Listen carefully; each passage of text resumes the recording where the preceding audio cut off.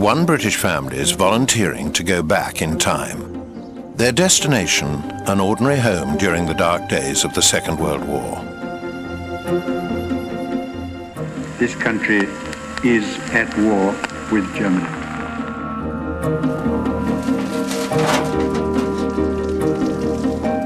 Here they will face the hunger. These are our carrots. Sod it! The uncertainty. Oh God, we've nothing else to eat. And you this a bloody hand. The day-to-day hardships of millions of British civilians living through the war on the home front. Is he still on the toilet? You get the children, I get the bedding. It's been magical history tour. Every day has brought more surprises.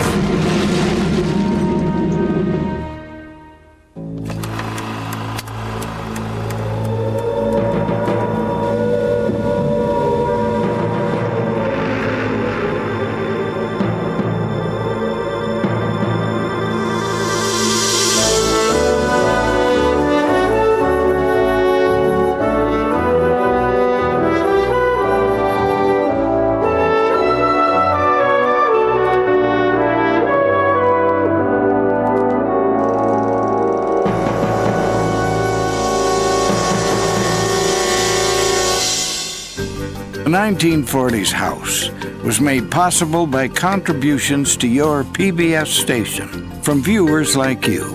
Thank you. In this London suburb, 11 miles from Buckingham Palace, many still remember the Battle of Britain being fought overhead. But it's the civilian experience of war rather than the military one that brings us here.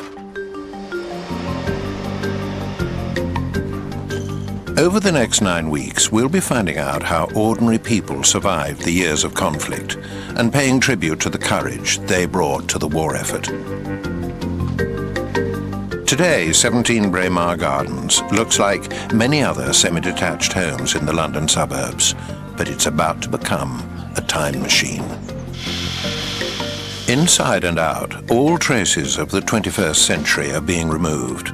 This won't be a film set or museum, but a fully functioning home, equipped just as it would have been in pre-war Britain. A modern family is coming to live here for 9 weeks. Like the family who lived here in wartime, they'll have no phone, car, refrigerator, or television. This is the perfect middle-class home of the 30s. Really a very nice home.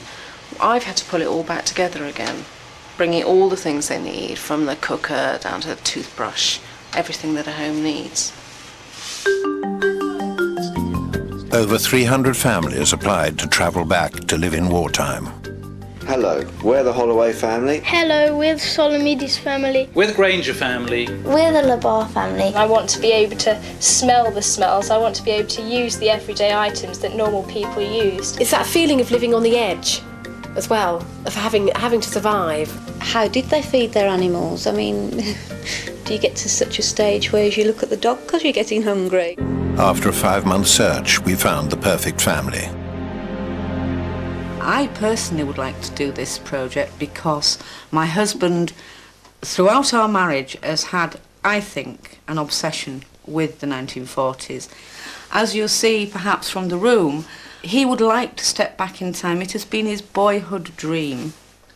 I have a very deep interest in the 1940s, particularly the home front during the wartime period, and the hardship and rationing and everything else that went with it, and austerity. Not an obsession, as Lynn's just said. It's not just this room. Your drawers upstairs are stuffed full of every kind of... That's a personal. healthy interest, it's not an obsession. Oh, All the books in the attic are, he has a floor 40s. full of books about it in the attic. With the job of restoration now well underway, the 1940s house begins to reveal the secrets of its own wartime story.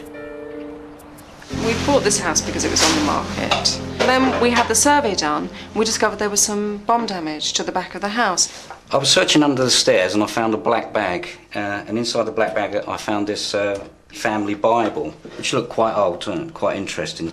And inside, I found a note which read, "This Bible was left under the stairs of 17 Bramall Gardens by the widow of George Dixon, who died as a result of a heart attack following the efforts to put out a firebomb in the back garden in 1942. It ties in very nicely with the period and everything, and it's just extremely interesting to find such a piece of history. Dun, dun, dun, dun. Here it is. 3 generations of the Hymers family from the north of England will be our time travellers. Got it steady? Michael, an engineer, his wife, Lynn, their daughter, Kirsty, a divorcee, and her sons, Ben, who's 10, and 7-year-old Thomas.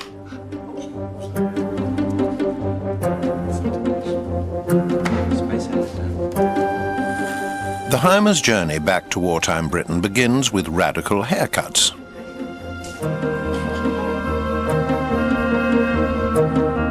Have you ever heard of a haircut called a pudding basin?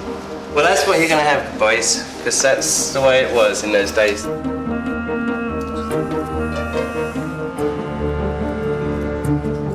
While the Hymers are being groomed for their wartime experience, the 1940s house garden is also being transformed. The wartime government needed people at home to produce their own food. Flower beds gave way to vegetable plots all over the country as Britain responded to the call to dig for victory. What we've set out to achieve is to take the garden back to the late 30s and 40s, the wartime garden. Now today we're encouraged to enjoy our gardens as an extension of the house, but for leisure and pleasure. But in the wartime it was very much about, it was going to feed the larder in the kitchen with fruit and veg, and that was very important. Have a look at the cabbage. Now, it's a very old variety called Flora Spring. Now, the qualities of that one is that the wartime gardener would have used all the leaves. They were not wasteful. We are wasteful people today. We pick the best. But they made the best of what they had. So all those big leaves on the outside, that would have been harvested and used as greens. I think one of the most valuable things were the onions. Many onions were imported, but in wartime, no imports. So the onions were very important.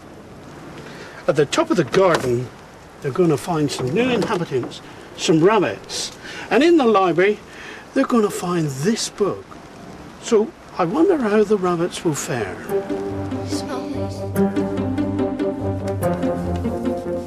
At home in the north of England, the Hymers family are finally ready for their journey back to the 1940s. Come in then, wherever you are. Oh,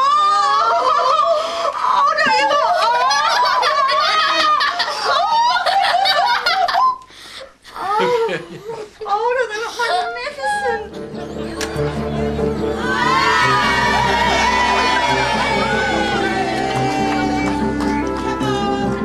The time has come for the family to say goodbye to friends and neighbours and embark on the journey south to their new wartime home. As I came out of the door, I realised that this was it now, that I couldn't turn back. There were too many people involved and all the wheels had been set in motion, and here we go, for better or worse, as it were. Thank you, everybody. Thank you. This is what I imagine was the hardest thing for the people who lived through the war. People saying goodbye. It must have been so, so hard. At the outbreak of war in September 1939, 2.25 million British citizens had to pack up and leave their homes. They didn't know if they would ever return. Ben was acting grown up and trying not to let it, bother him, but Thomas did actually get quite upset. I can't even begin to imagine what it must have felt like to, wave your husband off or even wave your children off, but people had to do it.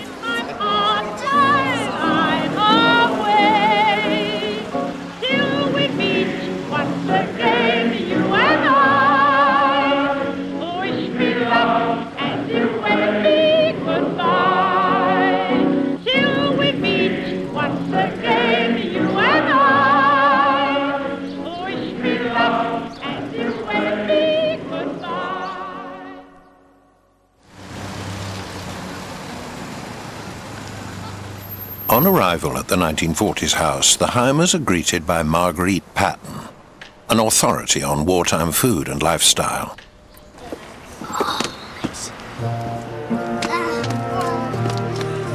Hello, I'm here just to show you into your new home. Can you get this? I say, that's a splendid creature. Right, well, do come in. There we are. Here at number 17 Braemar Gardens, the clock has been wound back to the day war was declared. You know, now you'll be the first person to go into your new home. All 3 generations of the Heimers family have never lived together before. The 9 weeks in the 1940s house look set to test them on all fronts. Outside, the world might have moved on. But in here, everything is just as it was in wartime Britain, when danger was never far away. That is your own siren. That is the one which will warn you of an air raid. And when it sounds, please, and this is terribly important, get moving quickly. I've worked out your first week's menus in 1939. That is a typical menu of what we would have had and cooked for a family. I just see chocolate cake. I can't make a cake. I'm sure you can. No Yorkshire woman that's born who can't make a cake. Am I right? I bet she's good. I've never known her. For 29 years, I've never known her to bake a cake. Ah, well, then you'll have to explore the possibilities. I've never seen 2 ladies look so horrified. Well, it's been very pleasure to meet you all, so I think we might have to get in touch with you. Well, I think we've got a splendid family. They're ready to work hard, and by Jove, we worked hard during those years. The family haven't quite the same emotional problems, people in danger and worrying all the time about the news, but they have the other problems of making do. And they've suddenly stepped from a life where they had all their labour-saving appliances to a life where we really didn't have them. We had support from everyone around us, but they're doing it all by themselves. Which is ours, do you think? I don't know. This looks like the boys' room. Is this ours? Yes, it's ours. It must be. It's twin beds. Eh? I've always had an interest in the home front during the 40s and often wondered what it would have been like to have lived through that time, so this is a bit of a dream come true, really. Well, you've hit the jackpot. Yeah. Whether I'll still feel the same in 8 or 9 weeks, I don't know, but it won't be too bad. We can move these together. No, I don't want to. Oh, wonderful. Is this your bedroom? Yeah. Twin beds. Yes! When she's snoring, I'll push her over there. They don't know it yet, but life for the Heimers in the 1940s house will be strictly controlled. There's a war on, and they're going to feel the impact of a strong government. To recreate the strict wartime regime, we have established a committee of scientists and historians to be our war cabinet and dictate the terms by which the family will live. Their headquarters will be the bomb-proof bunker of Winston Churchill's war rooms, now a museum. During the Second World War, civilians in Britain came more under government control than they ever had before. In fact, this was probably the most controlled nation outside the Soviet Union. Now, let's start with the big question. How do we set about giving this family an authentic experience of wartime life? As the Cabinet, we're going to have to say there were regulations, there were rules from authority that governed your life in wartime, and these are going to have to govern your life too. You're not going to be able to have consultation. Rationing is going to affect you. Various emergency powers are going to affect you. And this is how you're going to have to live. Let's get their neighbours denouncing them to the air raid precautions people. Let's get them fined. Let's see the psychological impact of the war on the home front. I'm here because it's a challenge for me. I'm a person that lacks in confidence, so I think it's going to make me a stronger person. And because I live on my own, it's going to make me be able to cope with things better at home. Oh, this is a nice room, isn't it? Single bed cluster, so you can't have any visitors.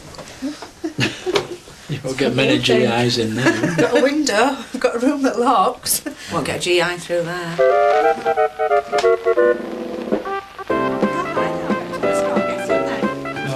Hitch you back a bit.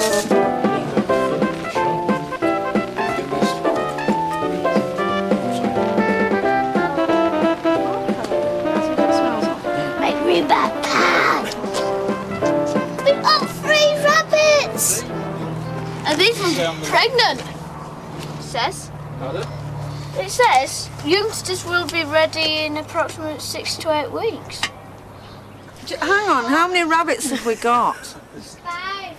5 rabbits. And how many? And one of them's with child. Yeah. Granny, what are we having for tea? So, this is cooked meat, eh? Food rationing was introduced in 1940, but for their first week the family are allowed a taste of pre-war cookery. Using their 1940s cookery book, they make a typical dish of the time, mincing cooked beef to make rissoles. The early war diet was rich in fat and carbohydrate, and the average daily intake was 3,000 calories, 1,000 more than is recommended today. Now that should only take a few days to set on the full marble shell. Careful on that stove. There, perfect. Right. I'm impressed with myself with that. That's the first time I've ever done that. Having been a full-time working mother for 15 years or so, I relied totally on pre-packaged foods or takeaways or restaurant meals. It was just easier because I never had time. The thing with the wartime housewife is she never had time, but she makes time. And that's what I'm going to have to learn to do. Do you want me a green salad? Did you get this from the vegetable garden? No, I did not today. And I had to do it with my hands. Mum! It's absolutely gorgeous. It's gorgeous. Me too. Compared to what I normally have, the rissoles were really nice. Better than any takeaway, better than anything Granny would get from packets. It was nice. I like homemade meals. Want some peaches? Yeah, peaches! Peaches! Just wait. The Heimers should make the most of these early meals. When shortages kick in, food like this will be a rare luxury, if available at all. So if you want to try that blancmange, tell me what it's like. Then? Mum's rabbit blancmange. It was really nice. It was creamy and light and just... It was hardly there. You could hardly feel it when you put it in your mouth. It was just perfect. This is London. The government have given instructions for the closing of places of entertainment. They are being closed because if they were hit by a bomb, large numbers would be killed or injured. Keep off the streets as much as possible. The radio will be a vital link to the war years. Every day the family will receive an hour of original BBC broadcasts. Carry your gas mask with you always. Early on, the government urged civilians to prepare for war, although it would be 6 months before bombs actually started to fall. Every member of your household have on them their names and address clearly written. It's the family's first night in the house, and Lynn discovers that her 1940s beauty regime is not only time-consuming, but unrewarding. It was lovely going to bed in the house because we put our lovely nighties on and we spent another hour putting our curlers in. How could it take so long to look this ugly? I mean, celibacy is the order of the day because I don't feel like a woman and Michael doesn't fancy his granny, so perhaps at 50 you were done for. You just crawled into your twin bed and died.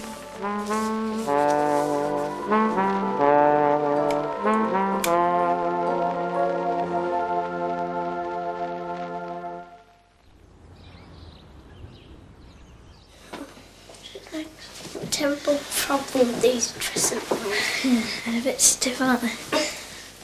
Are you making a drink? What? Are you making a drink? Oh, you're going looking beautiful. Do you think it's working? 3 bears in a bed. Day 2, and so far everyone's in good spirits. So they all remember. Michael's taking a break from work and the boys are on school holidays, giving the family time to adjust to their wartime lifestyle. Already there's a problem with the rabbits. There was 2 shy ones, and there was a mother one that was pregnant. The family have been provided with rabbits to fatten up for food in the lean times ahead. However, some members of the family have no stomach for rabbit farming. Rabbit keeping for food. Yeah, but the problem is you're thinking now, look... Of course we're thinking of now. We're a family from now. The children are being brought up. Exactly, so now. that's the point. Every other house where I live has got rabbits in the back garden. I know. Yeah. Everything you eat, meat-wise, and we are meat eaters. Yeah. Yeah, but they're not in our fit. They're not All right, in our we put 5 puppies out there and we stew them. No, I'm missing the point. Wait, that's a breeding centre. It's distasteful, it's disgusting, and I can't live with it. That's how it would have been. We don't have to discuss it anymore. The rabbits are going today. Even if I have to walk. I'm not advocating keeping the rabbits at all. I agree totally. Pin them all up the street saying, rabbits, come and get them free. One way Give the address rabbits out are or going whatever. The rabbits are going before today. the children get too attached to them. The government was actively encouraging people to keep rabbits for food. Domestic rabbit clubs were springing up all around the country, and people were even offered extra rations of concentrated rabbit food to encourage them to keep and to breed the rabbits. A lot of people kept rabbits, and then when the crunch came, decided that they couldn't bear to kill them, or know instances of people actually killing a rabbit and then finding they couldn't eat it, even when it was on the table, or sitting there eating it with tears streaming down their cheeks. And I think actually this family were rather sensible in anticipating the problem they were going to face when the ghastly moment came of having to kill the rabbit. Right, let's do the business. I need some rabbit food. I wondered if you'd be interested in taking some rabbits off our hands. How many of them are there? There's 4 quite young, Yeah. one big rabbit. We're prepared to give you anything we've got to take them. Please take our rabbits. They sell the rabbits. Oh, you're upset about that, Tom? Yes, very. Well, you're the easy one. Wait till we go tell your brother.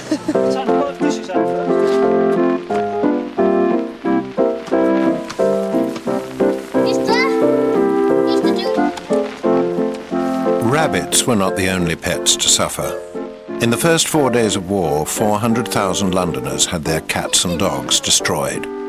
They feared they might not be able to feed them or keep them calm when bombs began to fall. I was sad when the rabbits went because I got nice and friendly with them, picking them up and cuddling them, and they were so cute. We even named them.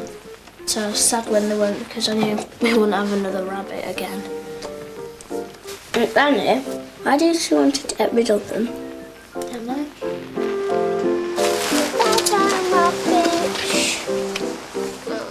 It's happily resolved for us all. The rabbits have gone off to a good home. The pet shop man's delighted with his bundles, and the children are happy and we're happy. So, on to the war.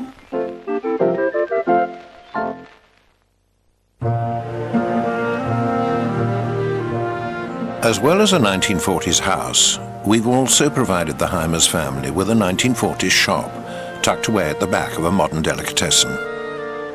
Morning. Good morning. How are you this morning? Shop owner Nigel Lovegrove will be their wartime shopkeeper. We've got a selection from... Lovegroves will only stock products and produce that were available during the war. Michael and Kirsty are not just here to buy food. They also need to prepare their home against air raids. By law, each household had to black out all windows and doors at night. A chink of light could attract enemy aircraft and put a whole street at risk. Have you had a chance to measure up the windows at all? Not accurately, no. I've Because, estimated 10 yards for downstairs. Basically, they used lining material and made up a frame, stretched the cloth over the frame, and then they would use some rabbit skin glue and some black pigment. Have you thought about your tape for taping up your windows? As well as blacking out their windows, householders put tape on each pane of glass to prevent them shattering in a bomb blast.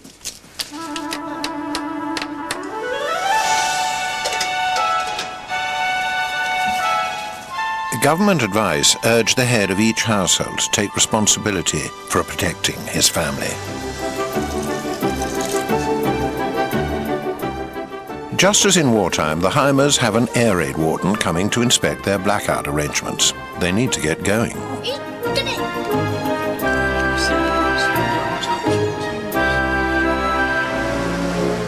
Everyone dreaded bombs. Government estimates of the day predicted that 1 in every 25 city dwellers would be killed in air raids. Supplies of cardboard coffins were distributed to neighbourhood centres in readiness.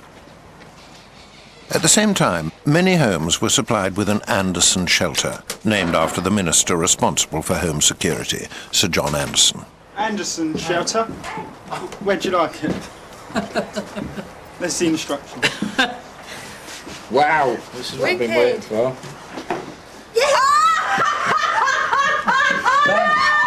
The family are excited about the prospect of having their own bomb shelter in the garden, but putting it together won't be quite so much fun. Look. Yeah, that is. How to put up your Anderson shelter. And look what's outside a big lorry. Yes, check it out, Tom. For weeks now, Michael, a 1940s enthusiast, has been telling his grandsons how he wants to build an Anderson shelter. It's been his dream since boyhood, but he'll have to pay £7 for the pleasure. That's more than his week's earnings. Anderson shelters were only free to those on low wages. My daddy's so happy. Whether he'll be happy in 2 or 3 days when he's trying to build full it. of water and you're sleeping on a sodden blanket. I don't care, it's what you've always wanted. Not so very long ago, on reaching home, I found a load of corrugated iron somebody left around. According to instructions of the safe my worthy skin, the idea was to dig a hole and pick the sections in. Something I've always wanted to do, build an Anderson shelter. Keep your fingers out, just to see what was involved and how much work was entailed. That's what I'm trying to do here. Dig it in properly, kit it out, and sleep in it. Must be mad. So with the pick and shovel I began to excavate for my shelter at the bottom of the garden. The neighbours gathered around and offered common sense advice, but my replies to some of them were not exactly nice. The ground was just like concrete and the shovel was antique. The pick went through a gas pipe and the gas began to leak. And when I called the plumber, his description was unique for my shelter at the bottom of the garden. What it is, it's supposed to be a big pan of soup, which will last us a couple of days. What it actually is a big pan of grease. When I did the onions, I did them in lard. So when I put all the stock and everything in, and the onions, the lard's just made it this greasy mess. I'm not used to manual labour. Just wash my smalls. Or my smalls, my father's larges. I mean, how small is how small is that? Not very.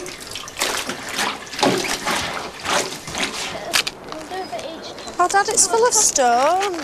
With all the excitement of building the shelter, the more urgent job of finishing the blackout has been delayed. An inspection by an air raid precautions or ARP warden is imminent. I think somebody needs to write a letter to the ARP to ask if we can postpone tomorrow night's blackout check, because I won't get this done in time. Well, let's give it another hour. And if you haven't finished the Anderson by then... You mad bugger. Oh. 1 penny to the swear box. That's it. Catch it before it falls in the hole. If we've got to dig 5 times more further down this, I'll be on my knees in a couple of hours because I just can't do this. And Dad can't do it on his own. He might like to think he can. Thomas, it's not helping with you standing on the bit that I'm trying to dig. This is your fault, Dad. I'm not even a foot down yet. You've got 4 of them to go. Well, 3. 3 of what the depth it is now? Yeah, 3. You've got to be joking, Dad. No. I can't do this. Well, I'll do it. But you'll have a heart attack. No, I won't. Yes, you will. It may take me a while, but I'll do it. We're not going to be able to do this. We are. No, we're not. We are. We've got to keep up the spirit that made England great.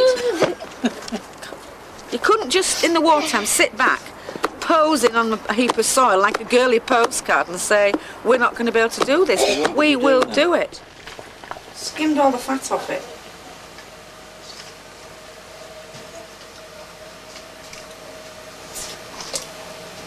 It's so disgusting. It's just a mass of salt. Because it was a bacon joint. But they're so salty. So as it's reduced, it's got saltier and saltier. And I have absolutely no idea what to do with it. Careful, it's hot, Tom. Salty. Good God, Mum. No, don't eat it, children. It'll make them poorly. What I would say is it's awful. It's very, very salty. It's like drinking, having a mouthwash or whatever you do with salt and water. Okay, so it's back to the old standby bread and jam. Oh, honey. Sorry about that, but... Please let me pass my jam. The blackout stuff is not going to get done. The shelter is proving a bigger job than expected. Okay. The point was just putting it up and leaving it on the surface, so it wants doing properly. When would the Anderson have had to be built by? You know about... No. You don't? It's got the blackout to finish. I think you should postpone the blackout till Monday. I think the blackout should be postponed. When Dad's finished digging in there, he's not want to come in here and start faffing about with the blackout. I think Michael's panicking a bit now. He's got what he's always wanted. He's got the blackouts blinds to do and the Anderson to make, so pressure's back on. And as we keep pointing out to him, he wanted to live in the 1940s, so here he is.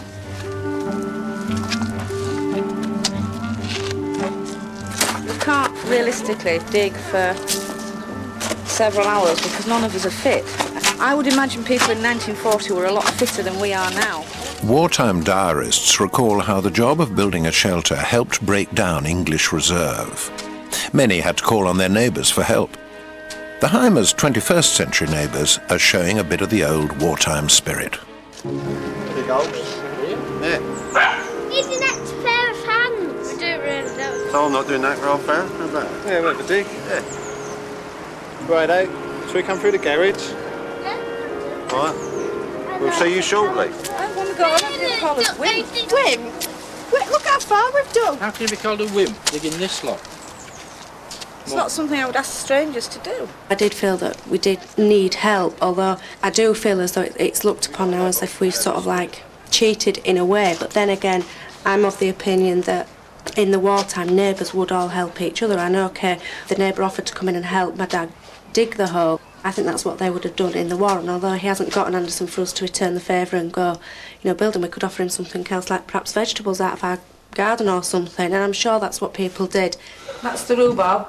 That's all we've got ready in our garden, 3 pieces of rhubarb. So I'm hoping we've got some fruit left that I can mix with it, but hey, no, we haven't. Just as she feared, Lynn is discovering that she's not a natural-born, old-fashioned cook, and pastry is definitely not her strong suit.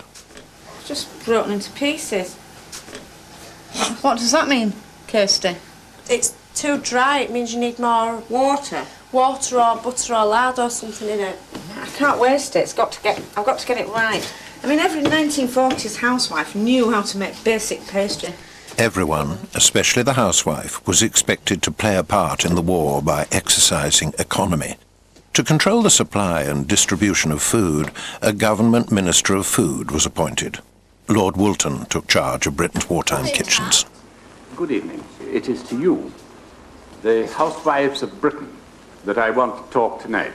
We have a job to do together, you and I, an immensely important war job. And I'm going to be very practical and a bit personal, too. Now, don't tell me that you never waste a thing. Sod it! Let me ask you some questions. Oh, God, we've nothing else to eat. I knew this would bloody happen. What's that? Get out! It's the whole of the tea, the crumble, all the peaches, all our rhubarb out there, allotment. On the floor. All our flour, all our sugar, everything gone. Oh, the tarts are going to get it as well. It must make you really cross, actually, spending all that time to drop it on the floor.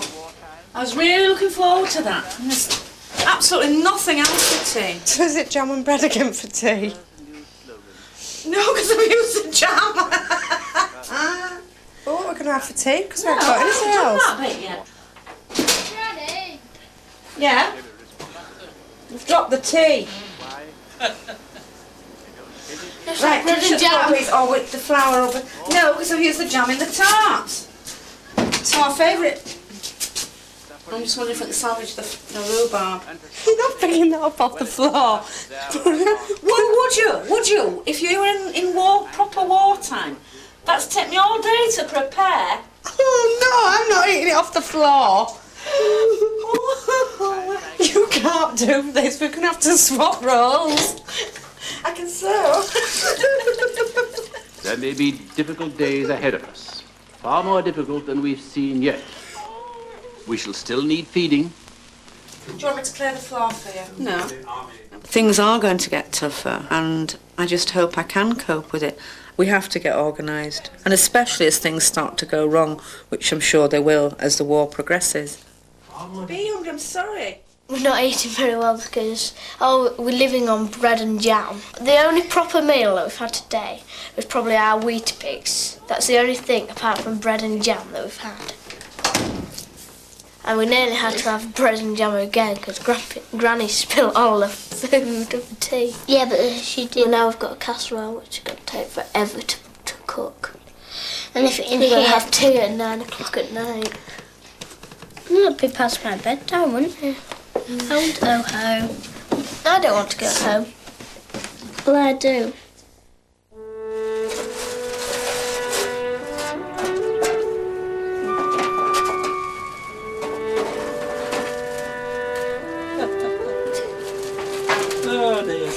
Worried the spring rains will flood the shelter, making it impossible for him to finish it, Michael carries on building, ignoring his deadline for the blackout inspection later today.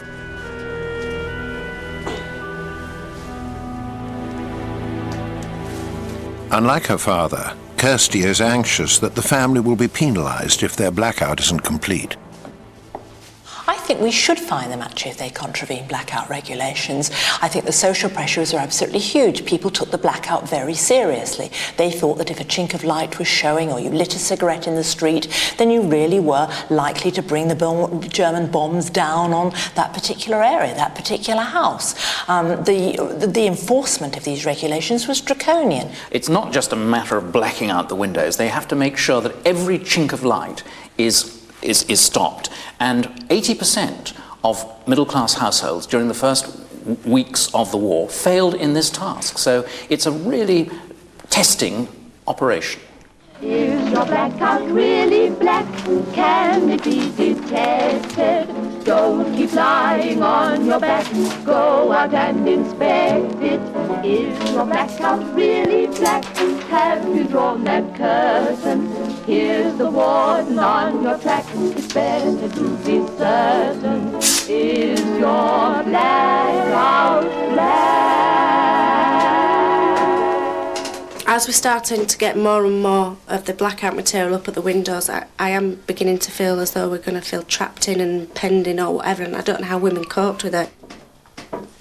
We've got a warden coming around in an hour and a half. What time is it now? Nearly 6 o'clock. And the house is not blacked out sufficiently. Right. I think it should be all hands on deck to get it blacked out because... What, no, I've got to feed the children.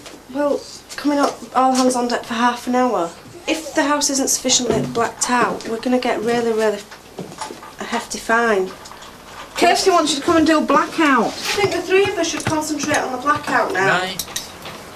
Well, I'll need to get changed. In half an hour then we start blackout, and I'll get the tea on, your father will get changed, which will make it 6:30. Well, I'll just carry on then and do my best, but it won't all be blacked out. Can you manage? I don't know, I'm going to... I know.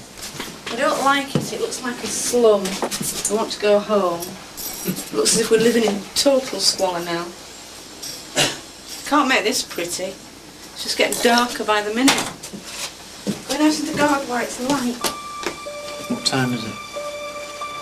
6:20, got an hour and 10 minutes. It's been a hell of a day and it's all fallen to pieces a bit now. I think Kirsty's had enough. Michael's absolutely exhausted. I've done a load of washing and really tired. I'm concerned about my family's health. My husband particularly is overweight and over 50. And he's had to work harder physically than he's had to work in a lot of years. And we're now waiting for a visit from the ARP lady. Can you turn the light on, please?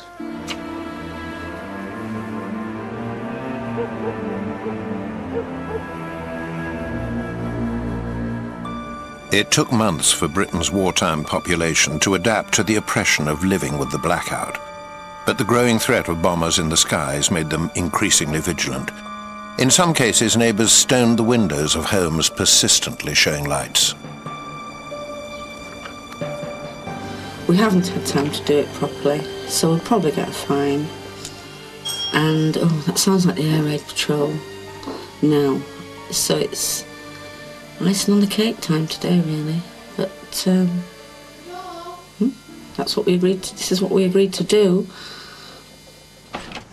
Hello. Hello. Hello. Do come in. Our blackout inspector is Patricia Nolden, who, aged 17, was West Wickham's youngest air raid warden. I guess we won't be smiling if you fine us. I don't do the fining. Oh, right. But I might put your name forward to the police. Reading one of the books, I made this frame Yeah. so that I can just lift it down during the day and let the light in. And this, idea. Yes, most important that that's not going to get any light through any chinks, isn't That it? Because you need to be up here. Yeah, that one's permanently papered. Oh, This so one- that's all right. This is what I did. And Yeah. Well, the brown paper sticky stuff. Yeah. Well, that looks very efficient. What have you done about upstairs? the same as Just the downstairs. same? It's the That same window, arrangement that window, in our isn't it? bedroom. Yes. Yes, that's done. Well, I think you'll get away with it. The Hymers family have passed the test, for now. We will keep an eye on you, of course. Of course. The hidden cost of blackout was the lives it lost. With streets also plunged into darkness, there were many tragic accidents. By Christmas 1939, over 4,000 people had died in road accidents, double the number that had occurred in peacetime.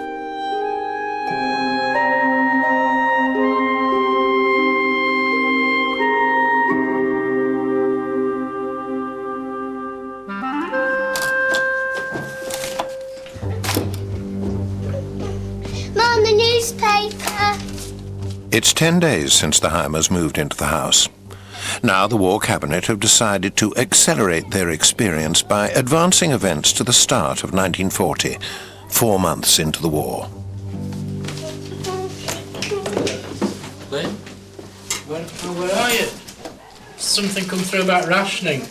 You need to fill all the ration books in before you go shopping. Take the ration books to the shopkeeper. Have we got a ration book? You've got 5 ration books, you're supposed to have filled them in. Give me crap. Been busy. This looks incredibly complicated. I'm sure you can cope with it. I don't understand it. The children have one for themselves? Yeah. So that's mine. Then this is mine. But who tells you how much you can have? The government. Well, how do we find that out? From your shopkeeper. On January the 8th, 1940, food rations began. Rationing was introduced because food was beginning to get scarce, and it was recognised that it was probably only going to get worse, and certainly imports may become more difficult.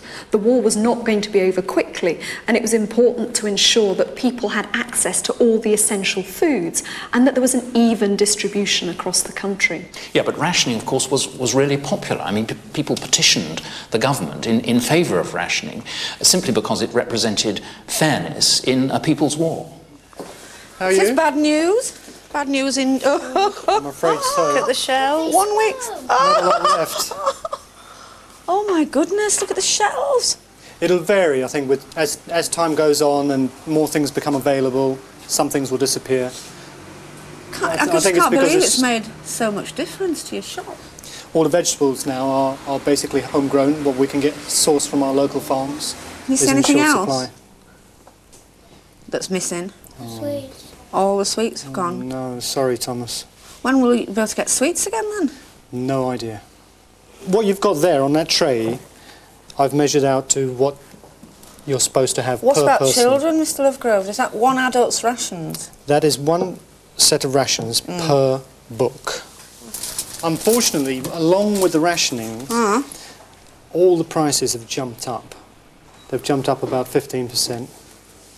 And that's because it's so Well, I so have to scarce. tell you this. This is the first time I've done a proper list and a proper menu, all costed. You haven't got any of it. Unfortunately. Cornflakes? No.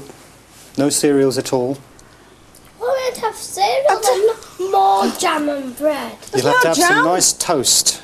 There's no jam, Thomas. Baked beans, yes. Baked beans? Yes. A few. 3 tins of baked beans then, please. I'd love to be able to do that, but I've got to... Oh, they're rationed?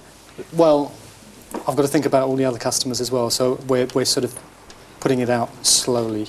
So, not only is what we can have rationed, what we really want's not here, and we can only have one of what we don't particularly want. Well, what's It is here, you've got to bear in mind, what's here is in short supply as well. It was a real shock when I walked into the shop. The shelves were more or less completely empty.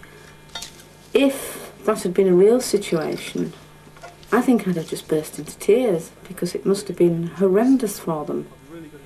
Unless I'm very inventive, and I'm sure I haven't got the skills that the ladies of the 1940s have, then my family are going to go hungry. I don't think they're quite ready. They seem a bit hard and green to me, but I'll try them. Bake it now. Try it. I bet it's bitter. Ah.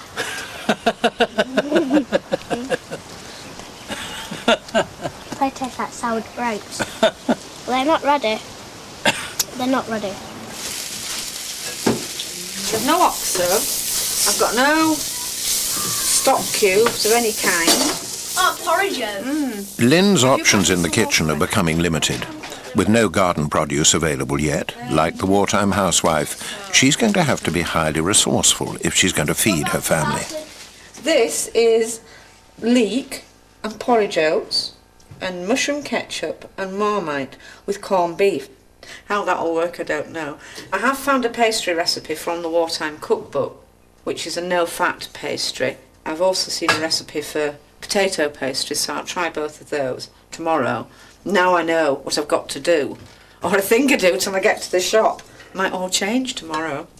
Me a breakfast, I like I'm truly not thinking about it. As shortages increased, meals became more monotonous and portions smaller. The wartime diet begins to take effect on the Heimers within days. What food have you missed, Tom? I'm really, really hungry, but there's really much less food. I think from the other members of the family, they're agreeing with me that there is less food. The rationing on the food, I'm beginning to find it quite tough. In fact, I get quite emotional about it, because the kids are coming to me every sort of hour. I'm hungry, can you give me something to eat? And I can't give them anything to eat because I haven't got anything. The children that are used to snacking in between meals and they can't do that here. What I don't want is the kids to suffer in any way. I mean, at the moment I don't think they are doing. It's me having to learn to adapt to the idea that I can't always give them what I want. It's taken a week of hard work, but the shelter is almost complete.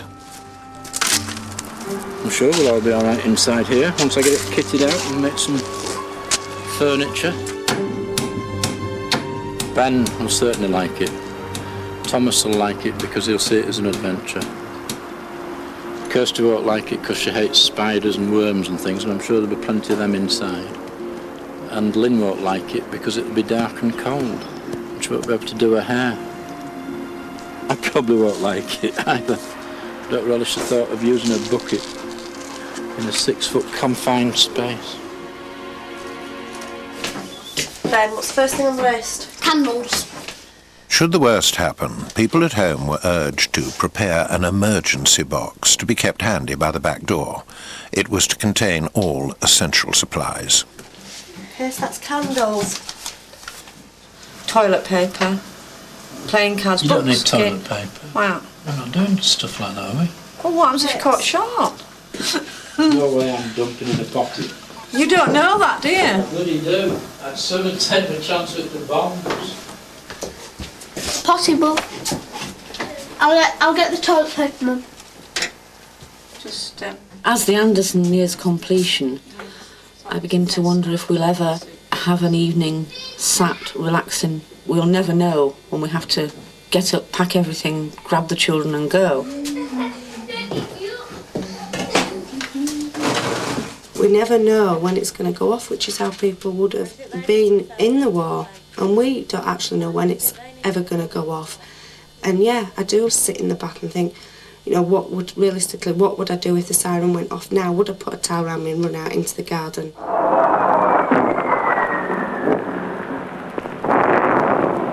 For the last 4 days and nights, London has been living a strange new life.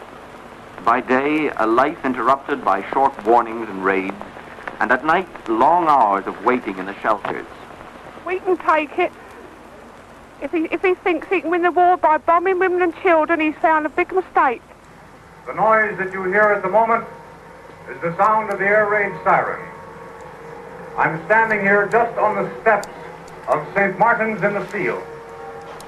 A searchlight just burst into action off in the distance.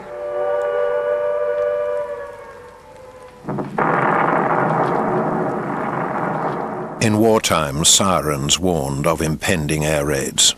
It was a signal for people to rush to the nearest bomb shelter. The Heimers family have taken all possible precautions.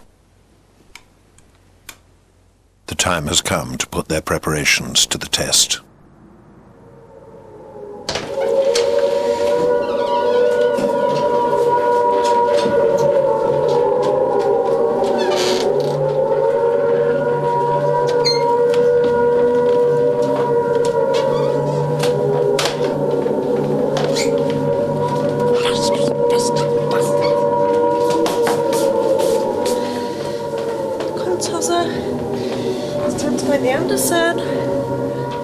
All I was thinking is that I have to get the children out and into the shelter. I was actually shaking and I managed to put the wrong dressing gown on the wrong child.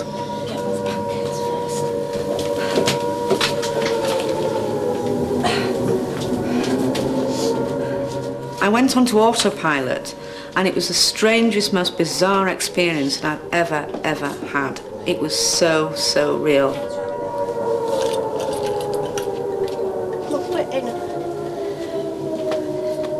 Watch, don't slip. I felt fear and I felt panic. Put water bottle down. All that mattered was to get my family safely into that shelter.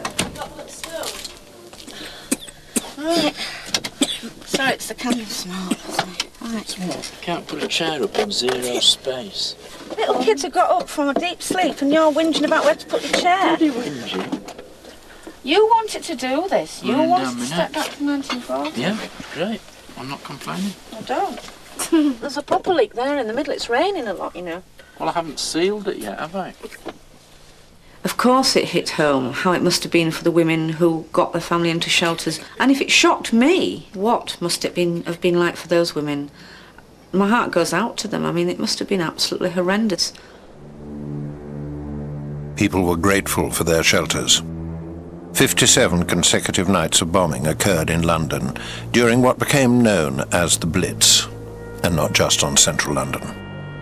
On the night of Friday the 13th of September 1940, a high-explosive bomb landed on Braemar Gardens, destroying the two properties opposite the 1940s house.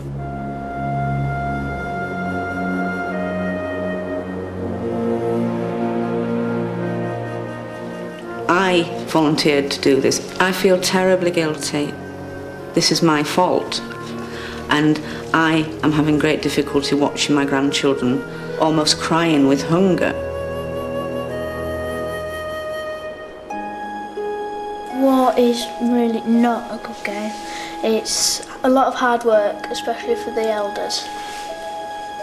I wouldn't really like to give up my 2000 life to come back and live in the 1940s because I couldn't cope the whole of my life without food.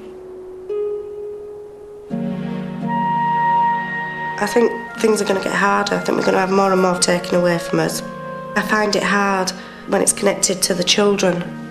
I have to be honest, sat here and thought if I'd done the right thing in, you know, bringing them here.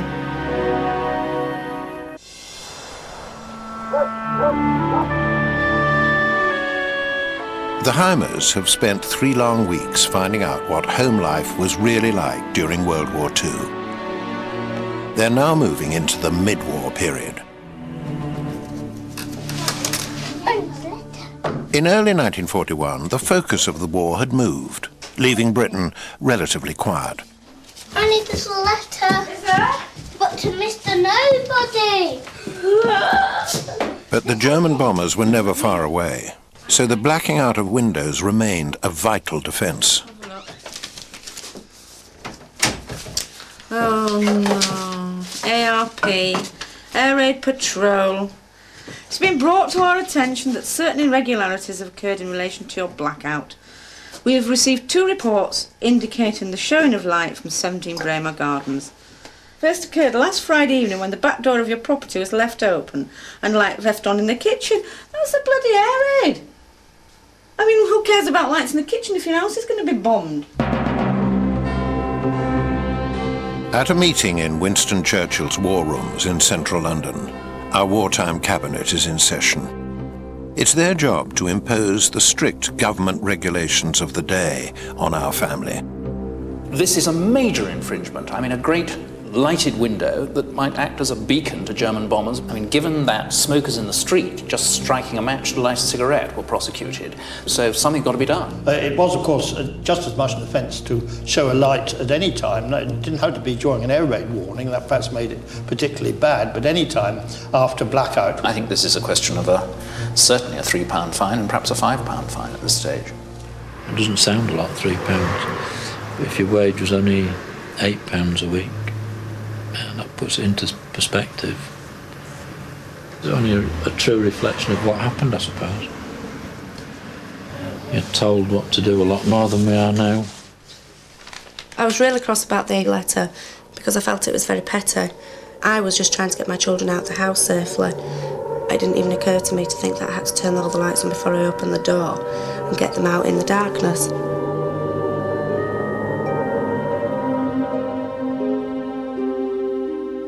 Blackout was dangerous and caused hundreds of thousands of accidents in the home.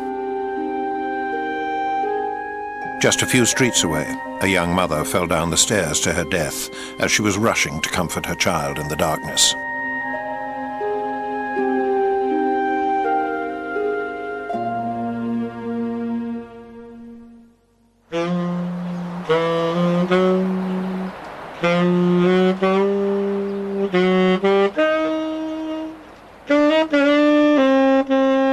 As the war dragged on, families were required to make ever greater sacrifices. Ben, bath. Ben, come on, bath.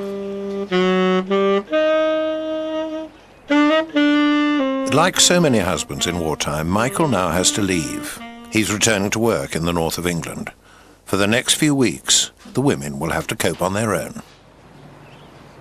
Darling? Yes, my turtle dove. Do you want to test the bunk? You said, dressed like this, you were sorry, but I'm just not your Lynn, you said. It's dark in here, I can pretend. I can close my eyes and think of England. Hello. You seem as if you're more bothered about leaving your hand in some shelter than us. Yeah.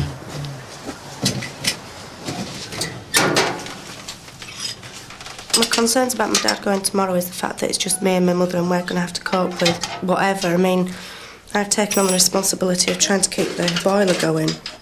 He's given me instructions on that, but I haven't actually yet managed to light the fire in it from scratch. I've just been trying to keep it going. Children, right out of the way. The whole thing frightens me. The ash pan is too heavy, full of hot ashes, and I just think it's far too dangerous for us.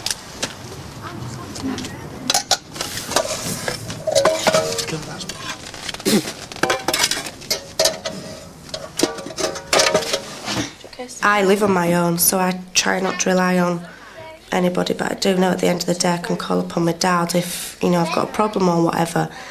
And so can my mum, but she's probably not looking forward to my dad going back. Run, rabbit, run, rabbit. See you in the morning, okay? Night, night. That's fine. Night, Tom, night, Ben. This is nice. Super duper notebook. When you've gone, I'm going to become a lady who lunches. What, are you going to go out entertaining? That's the closest you've been to my knickers for a long, long time.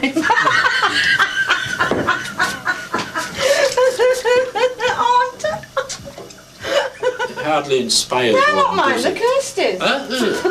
Not mine. Not mine. So be honest, chaps. Would that do it for you? Now everyone has got to do their bits, and even our blackout is quite a hit. You'll never see a spot of light around the house at nights. We have no light refreshments now, no matter who invites. Michael works for Precision Engineers making aircraft parts. Doing his bit in wartime would have meant working very long hours. Can you see it from above? As if I was a pilot. Imagine you're flying over me now. No. Can you see it? Industries like aviation were moved to safe areas in the countryside. If their employees didn't move with them, they could be fined or even imprisoned. Blackout for a cigar. Point proven, I think. I've lost it. I bet I could have made a bloody fortune during the war selling these. But Dad, it was all a bit of a myth. That's the point, is it? You could get fined for smoking outdoors. Not with the Heimer's patented blackout cigar disguiser.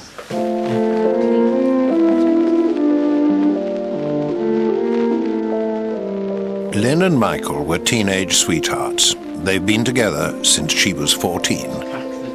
Although Michael has been away and we have been separated on many occasions, we've never been out of phone contact. So that's going to be difficult. Very difficult. That's it then. Like thousands of wartime families, the Heimers are now facing life without the man of the house.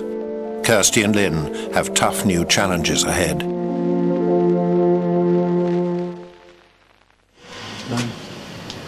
Thursday. Bye, Tom. Bye, Ben. Safe journey. See ya. I think it's going to be difficult, just being me and my mother, and as most people who know us know that we can be at each other, we can disagree quite a bit. I'll be very interested to see whether my daughter and I pull together and manage, or whether we'll pull separately and argue all the time. And I'm very, very apprehensive about it, very.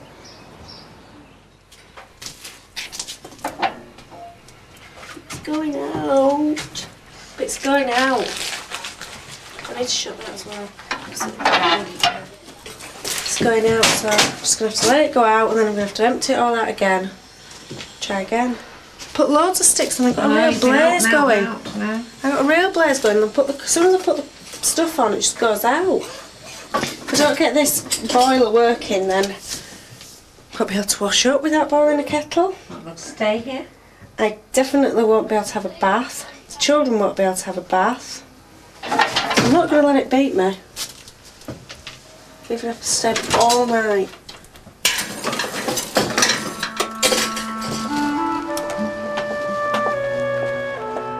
When they go out shopping, the women never know what they're going to find. On top of the shortages, there was soaring inflation. From 1939 to 1943, the cost of living in England rose by 83%. Good morning, Mr. Lovegrove. This is looking a bit more interesting, a bit more full. Lovely, It's isn't war it? over and nobody's told us. To save wartime Britain from starvation, the US government began to send vital food supplies before they joined forces with the Allies. We've got dried milk, dried eggs, dozen eggs, I think, equivalent to per box. Many of these foods were processed to make the most of shipping space. Spam.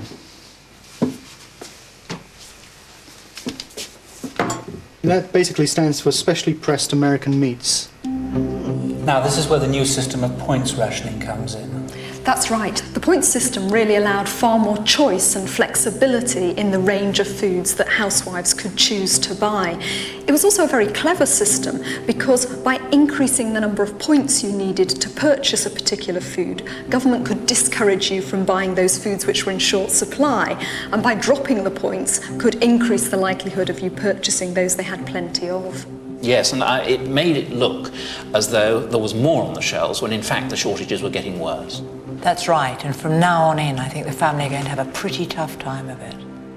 We've actually written up the points on the products. For example, tinned fruits, 8 points.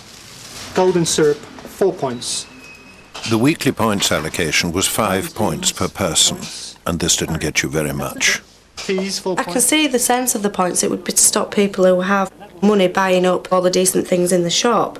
You know, so I suppose it was a fair thing so that everybody had the chance to buy certain goods. On the ration book. I can't understand why tinned food's like 12 points, and I'm really miffed to find out why raisins and currants are sort of like 16 points, because every recipe I seem to come across for baking, you know, has raisins or currants in it. So basically it's got even more complicated.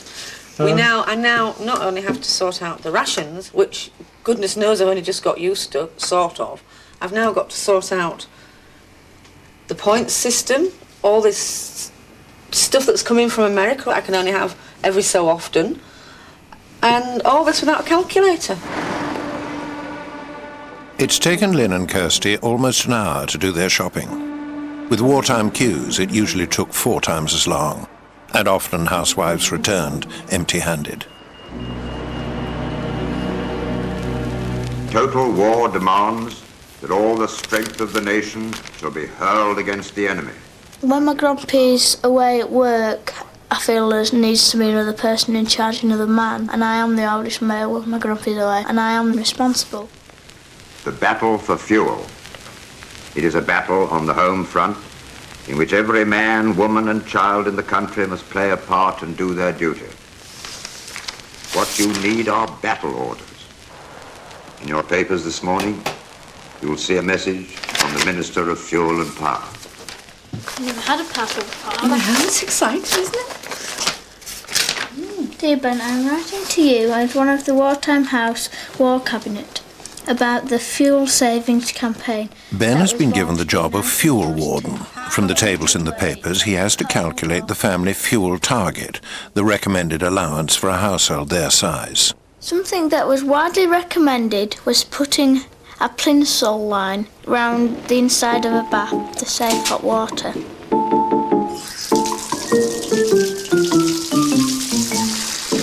You need to run 5 inches of water into the bath, mark where it comes up to, and paint a line all around.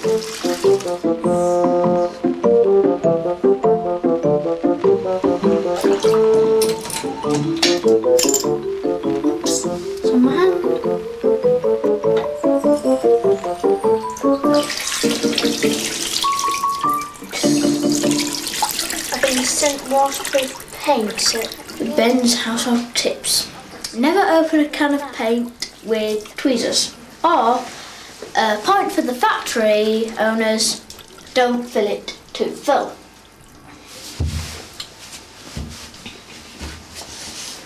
And that's why.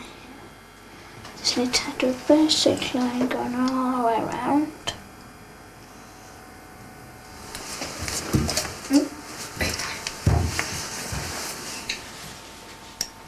As I've made a bit of a mess around here and put 2 lines, I'm going to write on the back of the bath, bottom line only. Willful waste and sinful greed only make you thinner. One gas ring is all you need when you cook your dinner.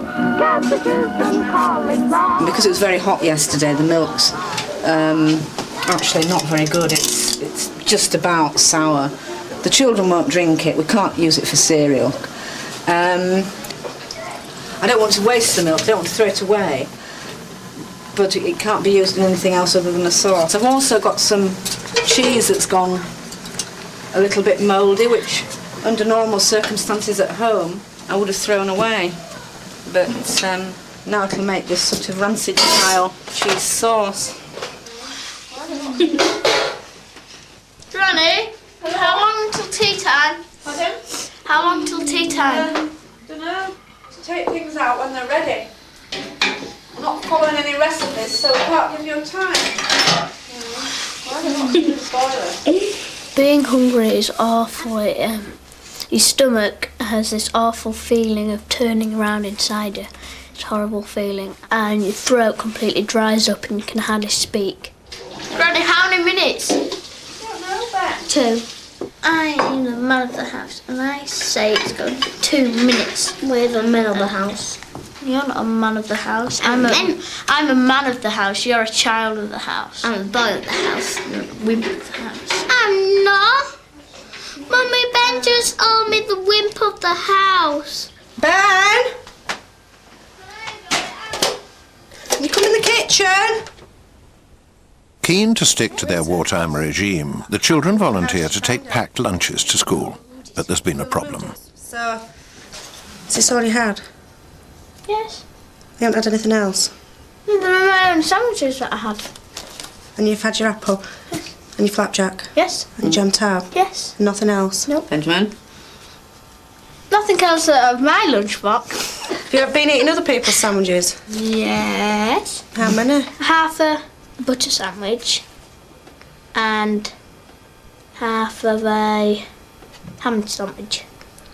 I can't have people thinking that you're not getting enough food. But I am getting enough food. You'll have to leave it with me and I will sort it out. I should send your brother in now because he's got something to tell Mummy. Yes. If you think that's bad, wait for this one. Thomas! Have you had your sandwiches today at school? Yeah. All of them? Yeah. Good. Why? Have you had anything else? Yeah. What? A packet of crisps. 2 packets. 2 packets of crisps? Where have you got 2 packets of crisps from? These friends. So you've got friends coming into school bringing you things? I'm going to have to sort something out. I don't know what junk it is, but I'm sure it's I'm nutritious. going to have to sort something out, Mum. I'm not having people at their school thinking that I'm not giving my kids enough food and sending their kids in with extra food. To stop the children eating their friends' packed lunches, Kirsty uses up precious rations to bake the boys a cake. The rationing is starting to bite quite hard, and we are finding that there's a pecking order almost with the food. I'm certainly drinking more water and less tea or coffee so that the children can have the milk. The sweet ration, I think it's 2 ounces a week per person. We don't touch the sweets at all, the children have it.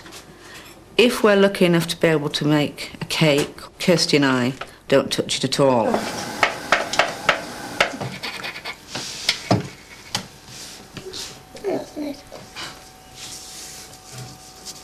Did they have any? Are you just messing about with that, Tom? Yes. You can't waste paper like that.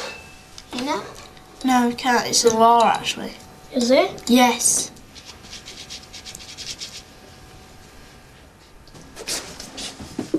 If you've eaten that chocolate, I will absolutely hit the roof. Kirsty, I was hungry.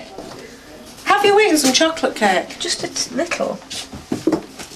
Mum, I'll really go mad if you have. That's what Have you? I'm not allowed to eat This anything. cake I've made for the children.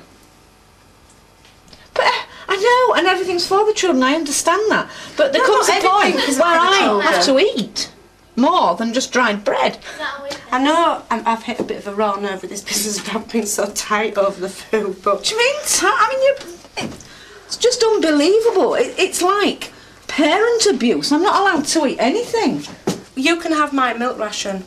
You say that? I won't have any milk. I can have the biggest cigarette ration and then you smoke mine. You're wrong. I am not smoking your cigarettes. I am smoking my Woodbines out of that Well, I brown wish your bag. father was here because he would back me up on this. I think you're being unfair. I said don't eat the chocolate cake. I'm not stopping you from having anything else. Put a smidgen of butter on my bread and you stood over my shoulder. Is that butter? Or is it Hang on, margarine? hang on. Whoa. My priority is my kids get enough to eat. Yeah. Yeah. Yeah. I'm going out without things. Yeah, but it goes down the line, doesn't it? At the end of the line is Thomas, who does without nothing for anybody, then Ben, then your father, then you, and then me. Nobody goes without to give me things. You're making it sound as if I'm sat down and having a 3-course meal for my breakfast. I don't have anything. All I have put in my mouth today is 1.5 cheese sandwiches and that's it. I've had apple peels and 2 slices of marmalade and bread. I'm totally pissed off with it. The only thing that's keeping me here now is my children. Oh dear. I think there's some rather turbulent times ahead for us.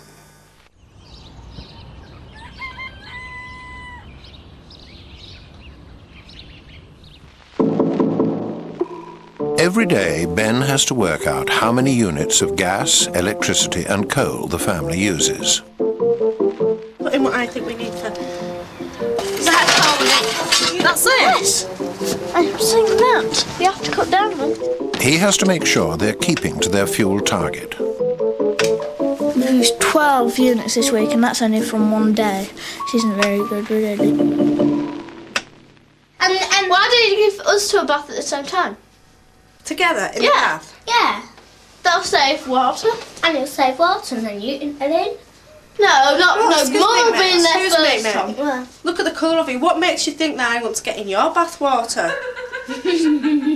So we're only allowed to have one 5-inch bath per night? Yes. No, per week. Well, if you're having 5 per week, you only have 25 inches used, don't you? What I say. Why don't you check it on your room? He just sticks to it so rigidly. There's no give and take with the child. I don't think there's any point being a fuel warden if no one's going to take any notice of you. My gran's been painting things on the bathroom wall, saying fuel warden stinks. There is no joy, believe me, there is no joy sat in 2 inches of bath water, which is covered in scum, because you've no soap, you've no bubble bath, you've no shampoo, when somebody comes in and turns the lights out on you. We need to keep under our fuel target. Ben? Do you mean what the light's doing on? Bloody midnight, it's still fuel wardening. We've just got into trouble because fuel warden has got up for a wee, and we've just got into trouble because my bedroom light's been left on and we're not in there. So... He's doing it in his sleep now. Fuel warning. This is all we've got. She's going to probably make about, what, 4 cigarettes?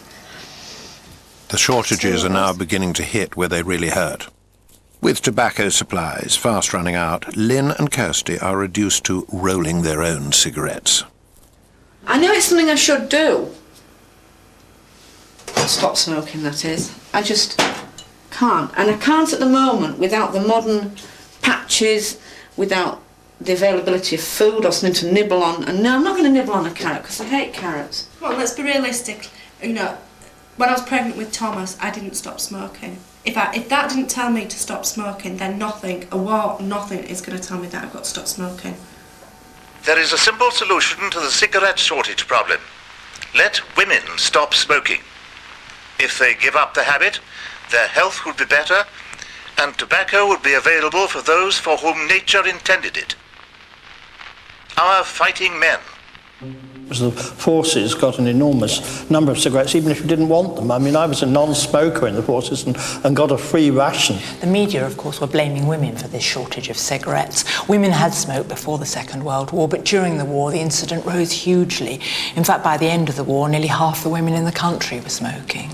All smokers suffered, of course, but women suffered worse because in some instances, shopkeepers wouldn't serve them. In that case, I think the time has come for us to cut off the cigarette supply. I'm dreading the day Mrs. Hymers comes in and asks for cigarettes, and I have to say I'm sorry we haven't got any, because I know for a fact I'm going to lose my legs on that day. Or something severe will definitely happen. Good morning, Mrs. Hymers.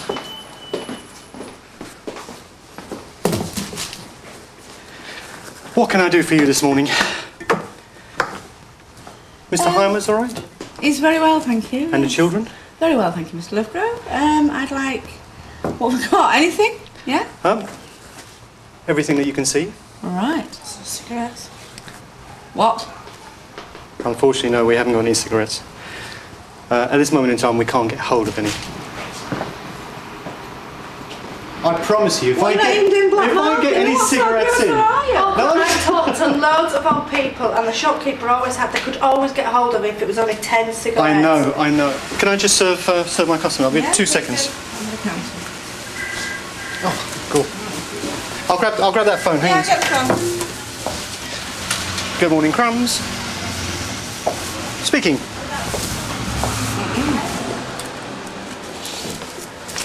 Right, well, let's just see how far this wall's going to go, because... Right, so the cigarettes have gone. Yes. Check. Right, washing powder. Washing powder. I don't think Albert stayed in tonight. No washing powder No at washing all. powder. Matches. I'm trying. No matches. Well, matches are no bloody good to us now, are they? Because we haven't got any cigarettes to light. Henna powder. I've asked, but I haven't at the moment. Grease blue paper. I've asked, but I haven't at the moment. Almond oil. I've asked again, but I haven't got Olive oil. The same with the olive oil. Corn flour. I've asked, but I haven't got any as yet.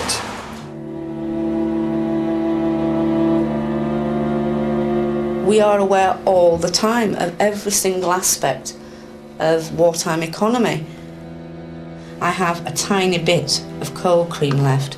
I use it every other day, very sparingly. The toothpaste we keep in a little egg cup, which we let the children use because we know we can't get any more toothpaste. The adults use just water or salt and water, whichever they prefer. We don't use toothpaste at all.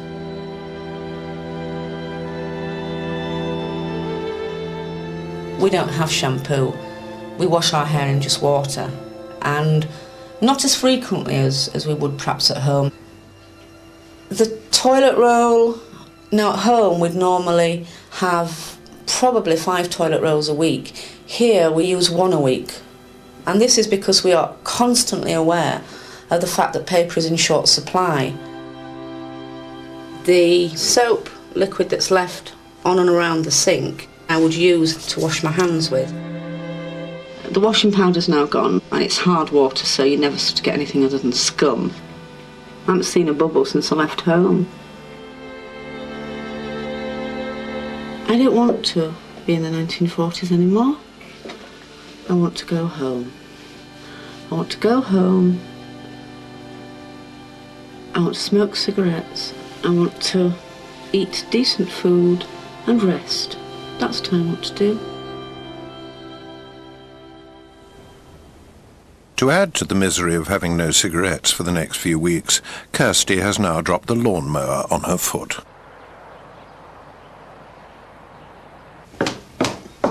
Let's try the cold compress, see if it fetches the With fluid nearly down. half the nation's doctors and nurses on military duty, there was little medical help available for the folks back home. And if you just keep your leg up for, say, 20 minutes.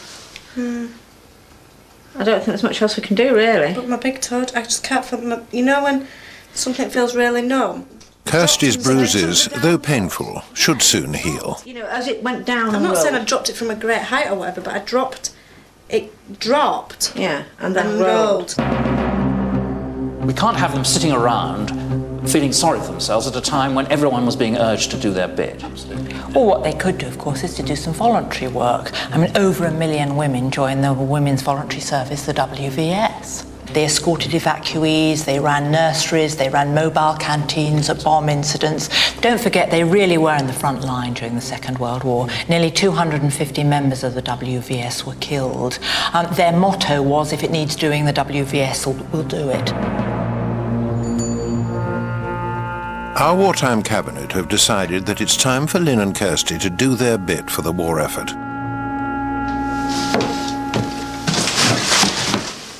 They've been issued with the uniform of the Women's Voluntary Service, better known as the WVS.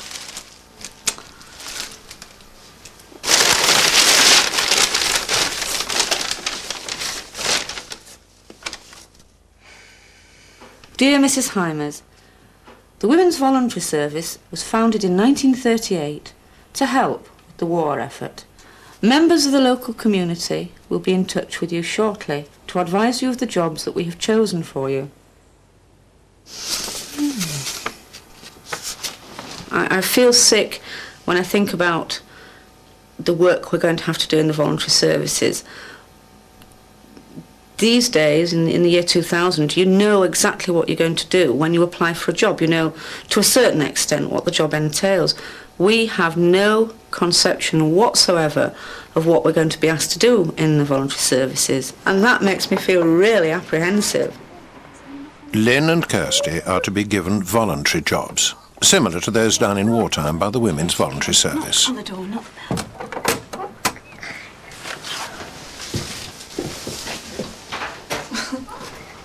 Hello. Hello, my name's Siobhan Ross. I've come from St Mark's Nursery Group, and the Cabinet have given me your name as being interested in doing some voluntary work. Oh, do you want to come through? Yes. Okay. If that's convenient. Come on in. I was just explaining to your daughter, I've come from St Mark's Nursery Group. Oh. Your name has been given to me by the Cabinet. They've said that you were interested in voluntary work. Can I interest you in coming to work at the nursery group? And either of you, I'd welcome any help whatsoever. I'm quite happy to do that, but obviously I cannot give you a definite decision now at this present time about tomorrow. Right. Because I don't know how I'm going to feel in the morning. No, that's all right. But I am quite happy to do that. Happy. Yeah. They're all fairly clean children. We haven't got any head lice at the moment, so The Heimer's next visitor is a surviving member of the WVS. The Women's Voluntary Service still thrives today, 60 years after it was established. It's best to lay them out a bit to make a pattern. In addition to their voluntary work at the nursery, Lynn and Kirsty are also being given work to fill their precious free time at home. The wartime WVS volunteer used every spare minute to help those in need. Keep those bits because they'll do to sew some of them together. The crocheted squares are sewn together to make blankets for those in need. If this were wartime, Lynn and Kirsty would be sending their blankets to the troops. You don't have to put a knot in it then? No. You've done it long and then do it round there a little way. So all these loose ends have to be sewn in first? Yes. Yeah. The blankets that I've got to stitch together and sew, I mean, my sewing's not absolutely brilliant, but at the end of the day it's going to keep somebody warm. Is this the sort of thing that WVS would have done in the wartime? Yes. It is, Yes. make blankets for... Blankets, then they were given to the people who were homeless and that sort of thing. What other sort of things would they have made during the war? There's a handbag I made. During the war? During the war. Did you? Gosh, you made it. That's amazing. Wonderful. And I made these gloves. Oh, they're lovely. The wartime government was keen to promote the idea of make do and mend. They used a character called Mrs. So-and-so to encourage people to mend and patch their worn-out clothes. The Heimer's wardrobe is suffering from wear and tear, and neither Kirsty or Lynn know where to start. This T-shirt of one of the children's is absolutely covered in holes. What's the best way of darning, mending that? You can't do away with the pocket. I could do, yeah. So you take the pocket off there and then... If you take that off there and put it down there. Now then, this is what I need your advice on. It's just rotten, and I just don't know what to do with it now. Because whatever I do, it's just... Well, if it were mine... You'd make it into a short sleeve nightie. Yes. Yeah, I think... Shorten the sleeves. Cut it off and hem the bottom. Yeah, easy.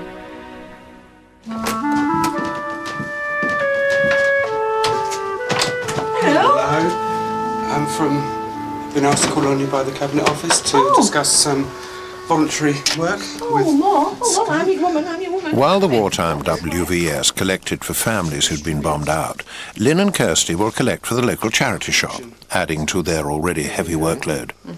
How do you think you could collect the sacks? Have you got anything? Well, my daughter's got a little truck for her bike.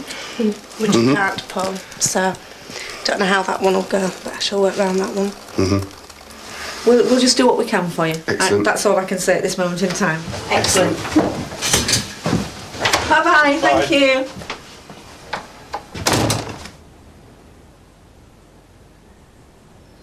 Who's going to go to Lovegroves? Who's going to take the kids to school? Who's going to do the washing? Who's going to do the 101 things that need doing in a 1940s house?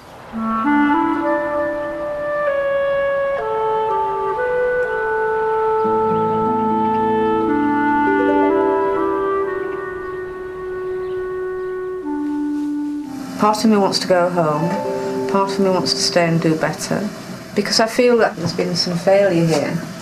I've got to get into a more positive frame of mind, and at the moment I'm struggling with that. I think I'll frighten children. Look a bit stern, a bit strict. Over 1,400 state nurseries were set up to free women for war work. A mother could leave her child before breakfast and collect it after supper, knowing that it would have balanced meals as well as free milk, juice and rosehip syrup.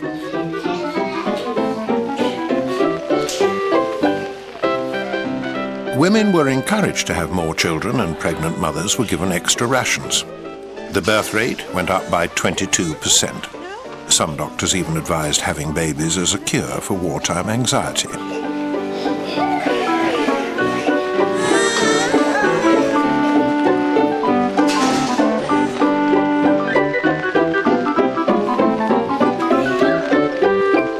I'm resisting it. Oh, put it in your knickers for me later. Outside the house, Lynn and Kirsty are exposed to the temptations of modern living.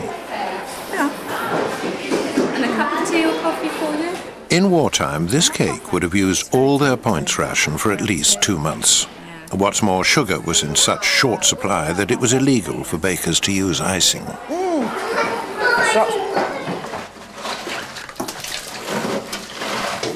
My relationship with Kirsty has changed a great deal over the last week. Kirsty and I have always argued. Normally I'm the stronger one, but the last week has sort of turned that on its head. Kirsty has become even stronger than she was before and has almost in a sense looked after me. The turning point for me was when we had such a bad couple of days where we didn't have the cigarettes and one thing and another, we both got very down. For the first time ever, my dad was not around for my mum. I felt like it was my place that I had to do something for my mum and for myself, and I felt as though I had to be the stronger person, and I just felt like we'll just go around in circles. If somebody doesn't pull themselves together and sort things out, then we don't need to feel like complete failures, do we?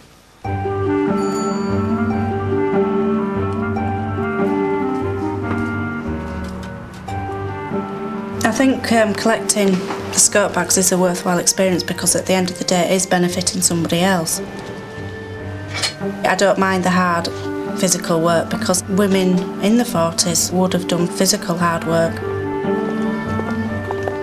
During the war, 241 members died while on active duty.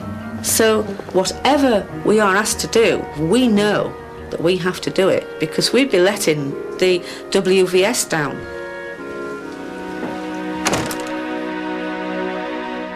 Up in the morning early, the physical exercises for ladies.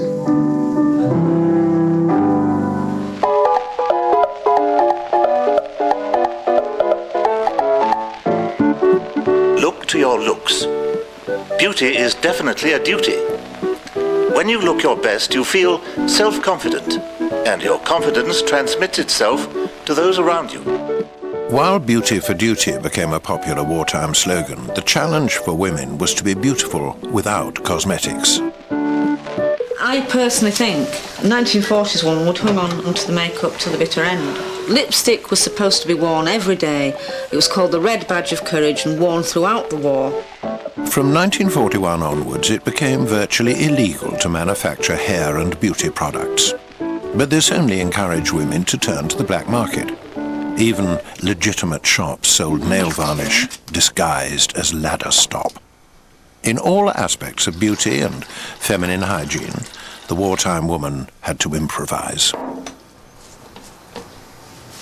I have become desperate in the last few days because my white roots are showing through on my hair, and I thought a vegetable dye would be the best way forward. So I'm finding all the things from the garden that I know create some sort of stain and really making it up as I go along. It stinks. How's it looking? Dark. Yeah? Or are you just saying that to make me happy? No, it's... I know when you go out it doesn't rain. Oh, Kirsty! It's all over me! When I put on that uniform, I change. I become Mrs. Organised, Mrs. Wonderful. Mrs. can cope with anything. Mrs. will cope with anything. We'll push boundaries further. fond of this hat. The uniform is doing for me what Prozac does for thousands of women in the year 2000. Morale is up, and Lynn and Kirsty have decided they could be doing more for their war effort. They've decided they'd like to do something for those with first-hand experience of the war, so they're going to help out in a nearby retirement home. I thought working with older people would actually be better for me because it would enable me to give something back to the wartime generation that did suffer so much. And I think they'll enjoy perhaps the uniform and to chat about what we're doing. And I will feel more useful and more really in keeping with what a WVS lady would have tried to do throughout the war.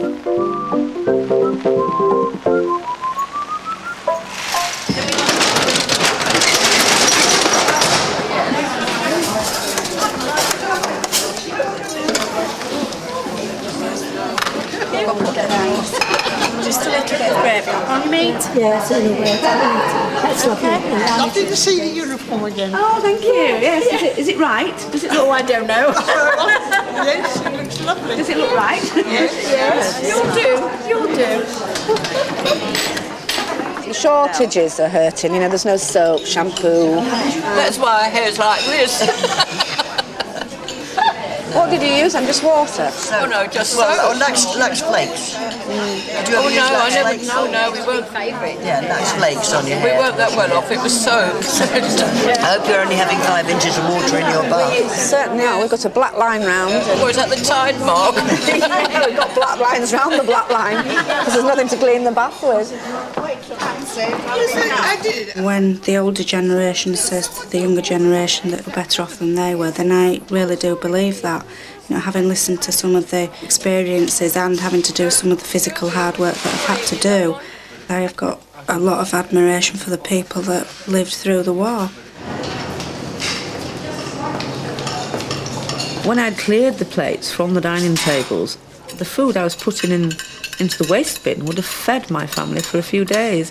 But at home in 2000, I'm the most wasteful woman in the world, but here, I can't bear to waste anything. It was actually illegal to waste things. You were not supposed to throw away paper. Paper had to be reused, and it said that at the bottom of every magazine. You were not supposed to feed your pets anything that was possible for human consumption. And indeed, a Miss Bridget O'Sullivan in Barnet in Hertfordshire in 1942, she was fined £10 with 2 guineas costs for feeding bread to the birds. As you can see, the national loaf is its usual fresh and spongy self, not. Their loaf is bread made from national wheatmeal flour, which had calcium and vitamins added. It is horrible, it is dry and it's got really, really hard crusts. And it's very grey. I also find it really difficult to keep it fresh. The national loaf was so unpopular in its day, it became known as Hitler's secret weapon. The government was believed to have put out the rumour that it had aphrodisiac properties to encourage the nation to eat more. Hang on, it's not right. The bread's not right. It's not just stale, it smells foisty and... I know it's not bad, but I'm hungry. The impact of shortages went beyond food. Every day, household goods were also disappearing from the shelves. Mr. Lovegrove, my grocer, thinks that the worst thing in the world that can happen to him is me going in his shop and him not being able to supply cigarettes. But I have to tell you, he's wrong. Because what he hasn't yet seen is me expecting important visitors and having no vim.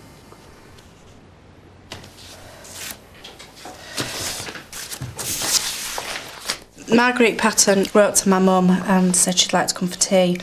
As I've sort of adapted the role of being the baker, I've got to somehow make some nice cakes and nice things for her to eat, which is beginning to stress me out a little bit because I'm not quite sure what to make. Kirsty has every reason to be anxious, as Marguerite Patton was the most famous cook of her day. She taught a nation how to make do with cunning recipes for mock apricot tarts and honey made from boiled parsley. It's a nightmare. I've been awake all night. I'm really nervous. I've come out in a nervous rash. So, I mean, I am enjoying doing it, but it's the thought of, you know, Marguerite Patton eating my food. And it'll probably all turn out wrong and I'll probably burn it all. But if I burn it, I'll have to put that on a plate because I won't have anything else. Under normal circumstances, I would clean this house and polish it from top to bottom if I was having such an important visitor as Marguerite. But because of the war work I'm doing, the priorities change, everything changes.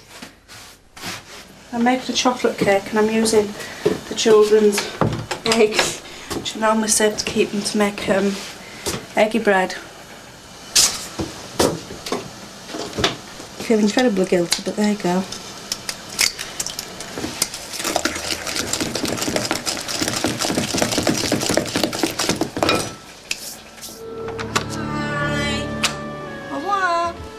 Lynn's first priority is now her voluntary work, so Kirsty is left to do all the catering on her own. She's struggling to make do with what's available. The sausage meat doesn't look promising. The sausage meat boiling in a pan look absolutely disgusting, and I really don't want to have to serve that to anybody. At the nursing home that Lynn now visits daily, she's made friends with wartime fireman Reginald Long. Reg was keen for her to know of some of the unsung heroes of the home front. I was on leave, it was my wedding anniversary, and they were killed on a Sunday night, you see. Of course, I go back Monday morning, and the wife had made a lovely cake for the boys at the station, and when I got to the gate, I knew there was something wrong, you see. And I said to Reggie, Neil, what's gone wrong? He said, something very serious. And I knew then. So, of course, the cake went home again. And what had happened to your friends? Well, they were at an assembly point, and you had to go to an assembly point, and then they dispatched the crews from that assembly point to wherever you were required. Well, this crew, there was about 3 crews there, and they got a direct hit, you see, before they were dispersed. And how many were killed, Reg? 21. 21 in one night, 21 Beckenham boys in one night.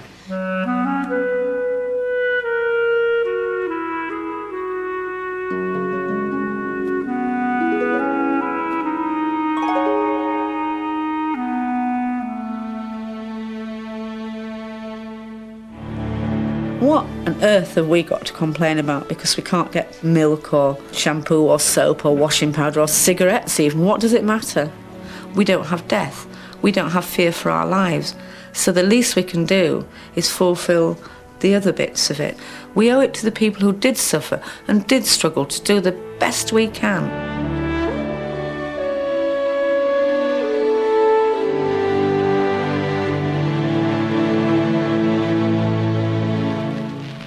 One of the most important jobs of work, both during and after an air raid, is blood transfusion, that miracle of healing that breathes new life into shattered bodies.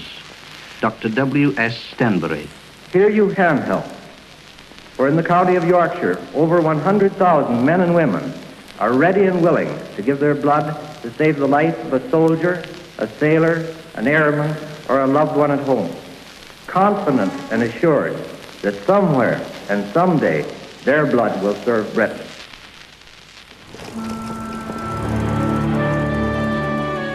As a gesture of solidarity with those who gave so much to the war effort, Kirsty, like many of her wartime sisters, is going to give blood.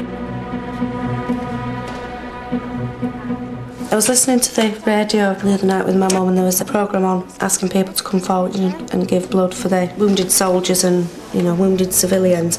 And it just made me think that, you know, it was something that I'd like to do. Do you donate from your left arm or your right arm? I've never done it before, so very first time. Okay, put your things on the chair. Obviously not for the wounded soldiers or anything, but because today we, you know, still need blood, you know, for blood transfusions. Okay, have you had something to eat and drink today? I have, yeah. Okay.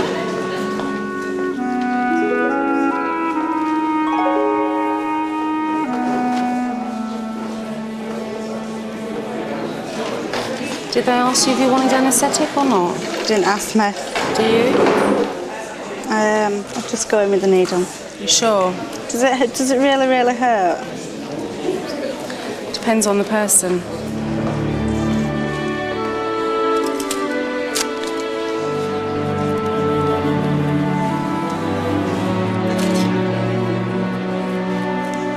I do feel whatever we can do to help other people, we should do. I'm sure that was a big part of it during the war. You know, people did whatever they could to help other people. And if it was the difference between life and death, then surely they, you know, could spare some of their own blood. Okay, just press on there for me, thank you. I wouldn't have given blood a month ago, and in fact I probably wouldn't have even thought about it. I think doing this has made me more aware of other people's needs, and you know what I can do to help other people, then I will try and do.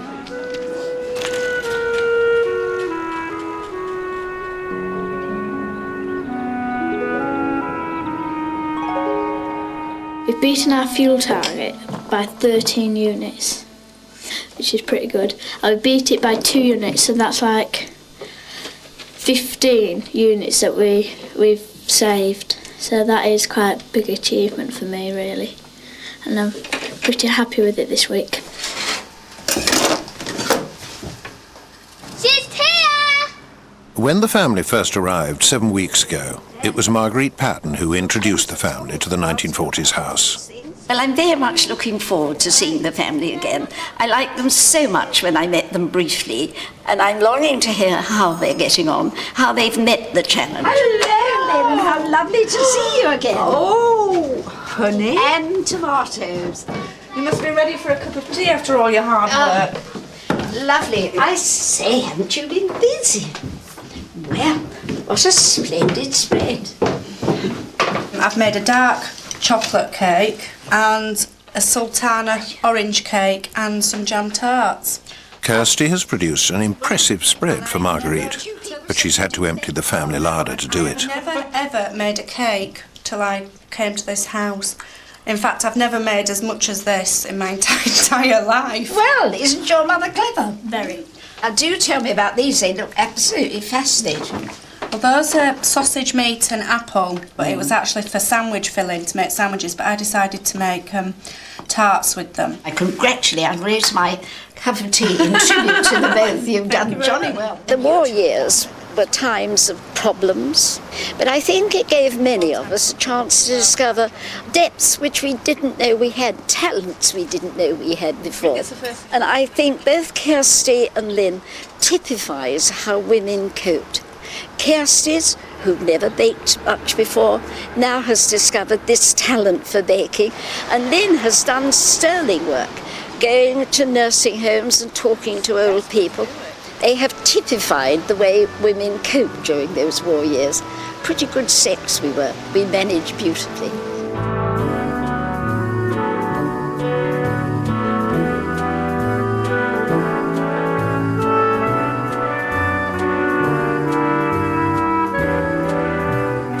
I have to say, this is an interesting sort of journey for me, and perhaps for all of us.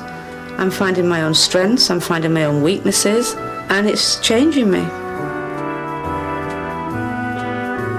Yeah, we've had a lot of physical hard work and mental hard work, but at least we can say at the end of it that we did it.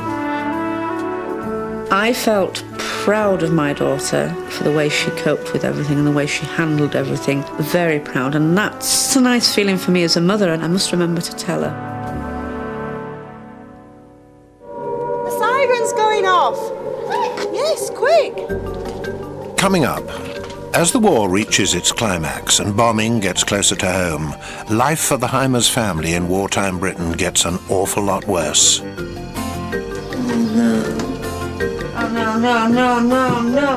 It wasn't all happy la-di-da-di. Many men and women did lose their lives.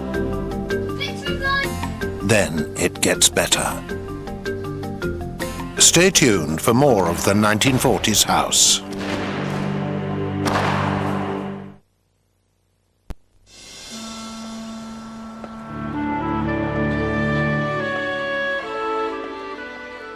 Michael Heimers returns home for the final 2 weeks in the 1940s house. He's going to be working locally. While he's been away, the women have had a struggle, but they coped. Now he's back, they reckon they're better off without him. Now my husband's home.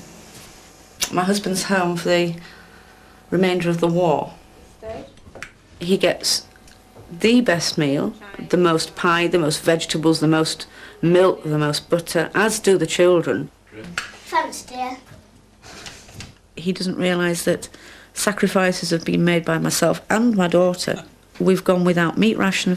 We've probably had no butter on our bread. We've enjoyed everything. He's no real conception of the shortages. Michael has been keeping to his 1940s regime. But even in wartime, those who went out to work were generally better off than the women they left at home. No, but joking apart, I do feel guilty I've done nothing. Well, that's okay, then you can watch the dinner pots. No, Why's that, though? I don't do dishes. It's women's work.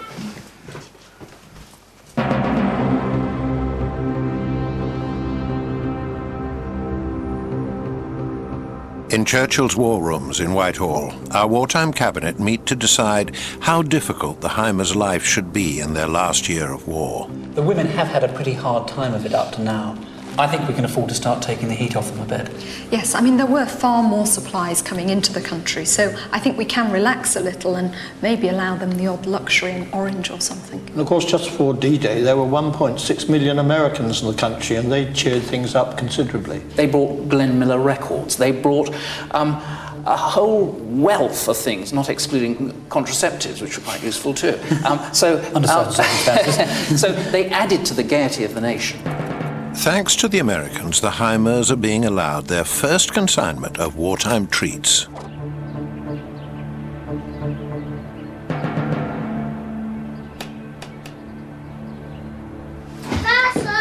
Oh, no, not The USA! USA? Look, it says. Have you been somewhere and not told us? Has she, Michael? I don't know. From USA. You have been with a soldier, haven't you? GIs stationed in Britain were generous with their gifts of nylons, food and cigarettes. They also encouraged the folks back home to send parcels. Santa Rosa. Santa, it's from Santa. No, Santa... Santa Rosa. Oh, you've got some new clothes, darling. This might be for me. Get them on. Yeah, of course. So, what was his name? His name, then? Did you tell him you'd no buttons on your cardigans? You didn't know how to sew them on. Dear Heimers family, you folks are in our prayers. We hope you are all right and your boys are doing okay. Here are a few things to help out. It's hard to imagine how hard your lives must be with all the shortages and the air raids. You are in our thoughts. The Cruitt family. Isn't that kind of them? Vienna sausages! Chicken! We haven't had any chicken.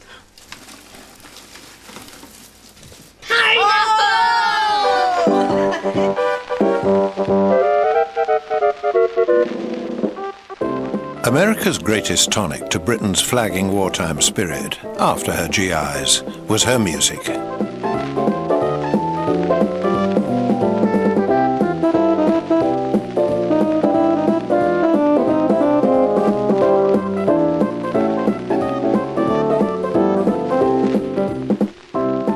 The thing that strikes you about reading this magazine is it shows exactly why I think people thought America was fairyland and why English girls perceived the Americans to be all things wonderful, because it really is. It shows you this land of plenty. Here's the American advertisement of a happy family, father and daughter coming home from skiing or whatever, mother preparing the vegetable soup that's really delicious. And then we move to the British version where we're faced with a rather glum woman and an advertisement for Beecham's pills. Even if you had constipation, I think you'd rather have a bowl of soup than a Beecham's pill looking at her.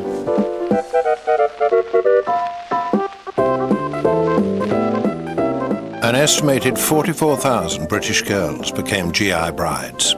Roughly the same number married Canadians.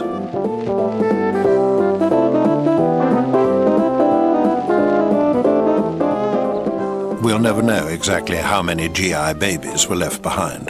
The guess is around 23,500.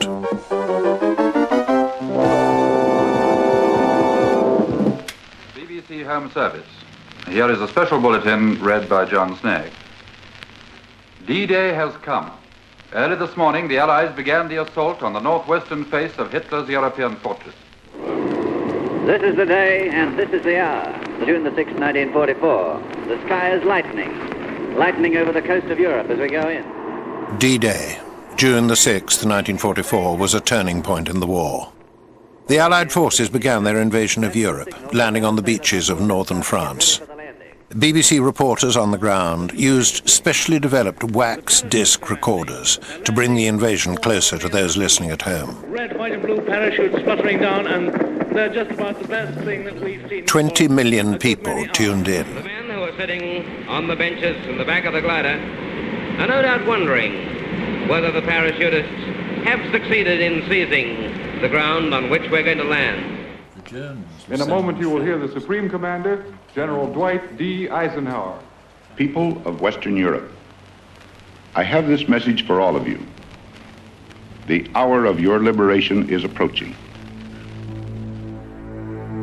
D-Day was the great climax. There was a feeling that once that had come, we would get across the Channel.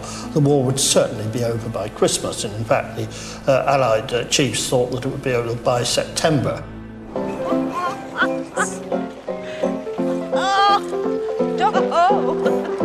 When it looked as if the clouds of war were finally lifting, people began to relax for the first time in years. They'd been discouraged from going away on holiday, as what survived of public transport was needed for troops and food supplies.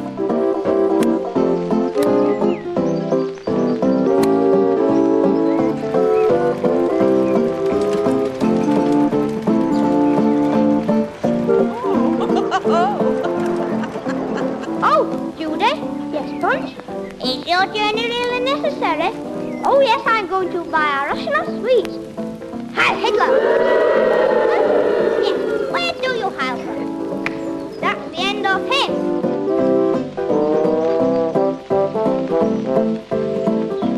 Tommy, where are you? Things put the camera in. At the request of His Majesty's government, the Beckenham Council has decided to arrange the Holidays at Home programme. We have endeavoured to cater for all tastes and ages, and, given good weather, will provide first-rate entertainment and fun for the children. Would you done better with a bottle opener rather than a tin opener? Oh. The best thing about holidays at home was probably our picnic, because I've never been on a picnic with my family before. And I really enjoyed it because we played games there.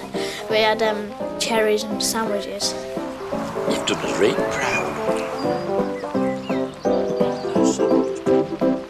You can enjoy your leave all the more when you holiday at home, knowing that by refraining from travel, you are helping to speed the flow of the Allied services in the theatre of war.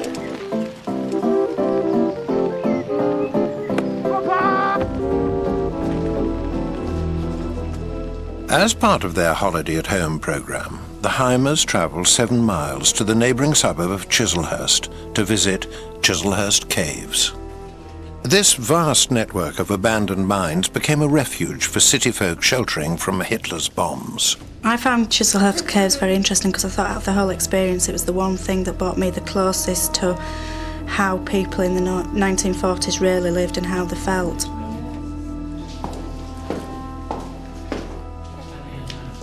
Night after night, in the darkest hours of the war, 22 miles of dripping limestone caves became home to 15,000 Londoners. Chislehurst Caves tells the story of how the wartime generation pulled together.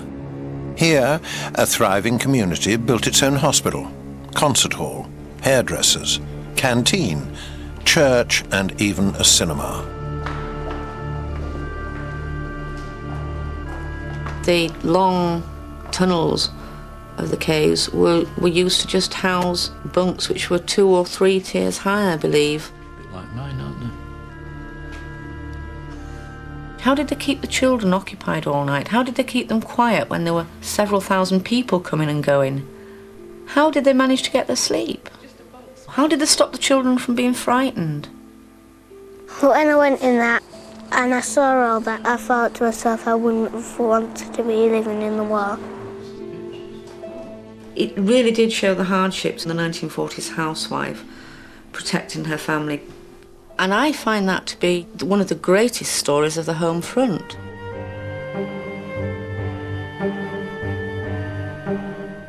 That's a Wellington! Refer to things. There's the tower, isn't it? Michael's priming the boys for the highlight of their holiday at home, a family outing to nearby Biggin Hill. This Spitfire's a beautiful shape. During the Battle of Britain, Biggin Hill was the most important operational fighter base. Now it plays host to an annual air display featuring planes from World War II.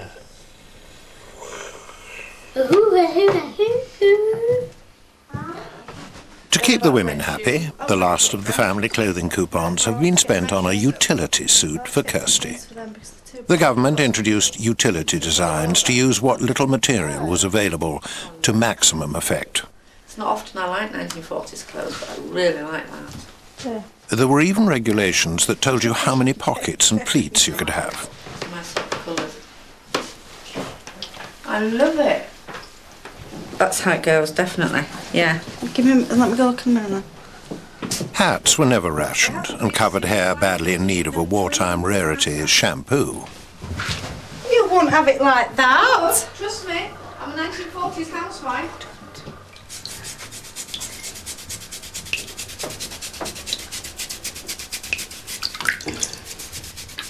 I'm trying to get rid of the unwanted hair on my legs. Apparently in the war there's a razor blade shortage.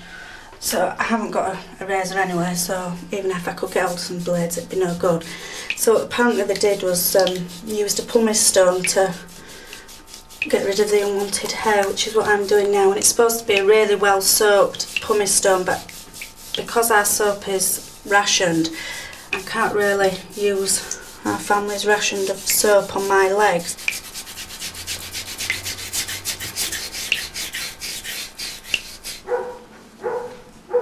The shortages of war made it hard to replace worn-out clothes, so it was a real treat to dress up.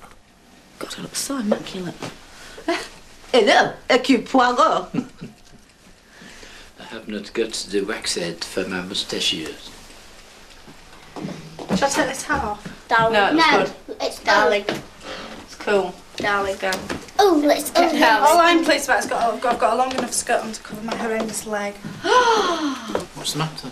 I've got a long enough skirt on to cover my horrendous leg, look. Yes. Well, shall we go then, or what? Michael's ordered a taxi for the big day out at Biggin Hill. It's only a 7-mile trip, but it's an extravagance that the family can barely afford. I'm in what my family call Mrs. Miniver mode now, today.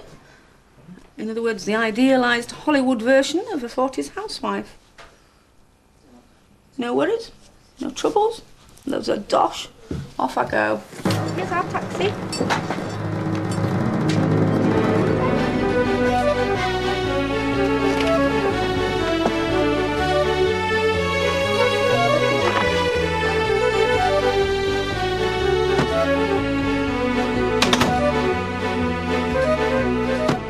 Driving for pleasure was not something people did in wartime, partly because most of the road signs had been removed to confuse enemy spies.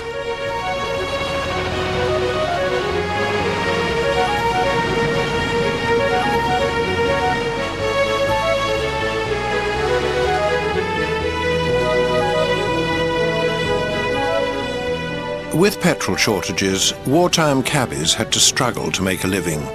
Yet there was an unwritten rule that no pilot was ever charged the fare to Biggin Hill.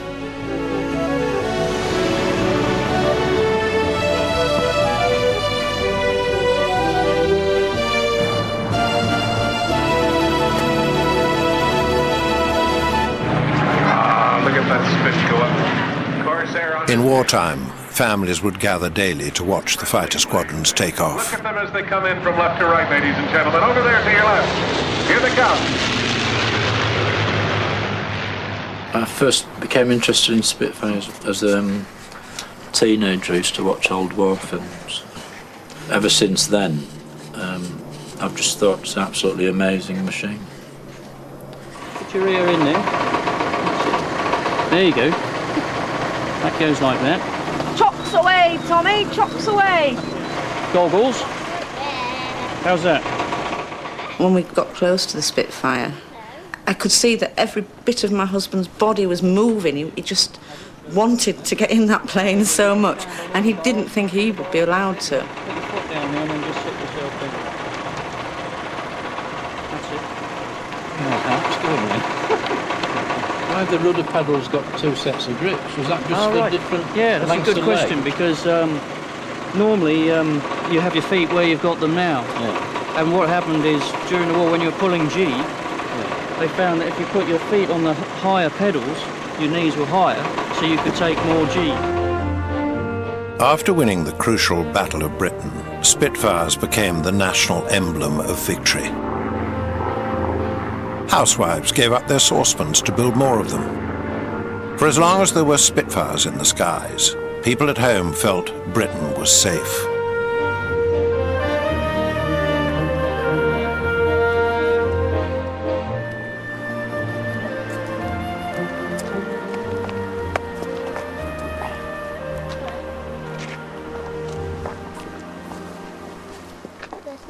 These are the men from the Air Force. Yesterday when we sat in the Spitfires, well, these are the graves of some pilots who flew Spitfires and got killed. When my grandpa took me to the graveyard to see the pilots' graves, I noticed that some of the pilots were very, very young. One of them was just 8 years older than me, 18. Obviously not very old. Can't have lived much of a life.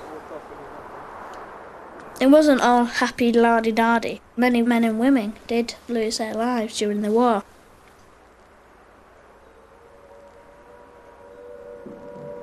The siren's going off! Yes, quick! By the summer of 1944, the people of Britain thought the end of the war was in sight.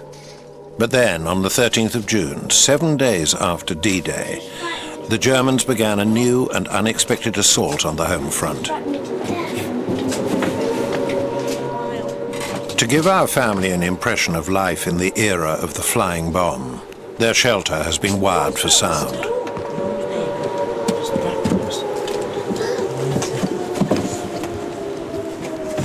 This is the tea then.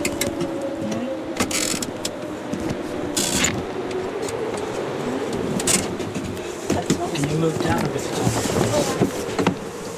Can I have a cigar? Get out! Spitfire. Well, our boy's going after them. Only. Well. Hey. What? What? That sounded very much like a doodlebug engine cutting out. What do you mean? Petrol engine, and then it just stopped. Listen.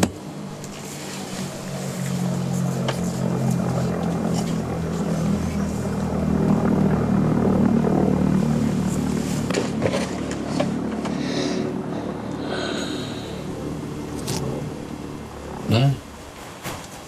Crumbs! Then you wait for the bang. There were 12 seconds. 6, 7, 8, 9, 10, 11, 12. Known as doodlebugs for the noise they made, 8,000 V-1 flying bombs were launched on London in 1944.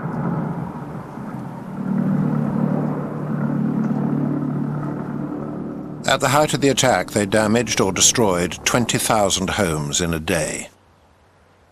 Over the course of 3 months, these forerunners of the modern cruise missiles seriously injured 18,000 people, and a further 6,200 men, women, and children were killed.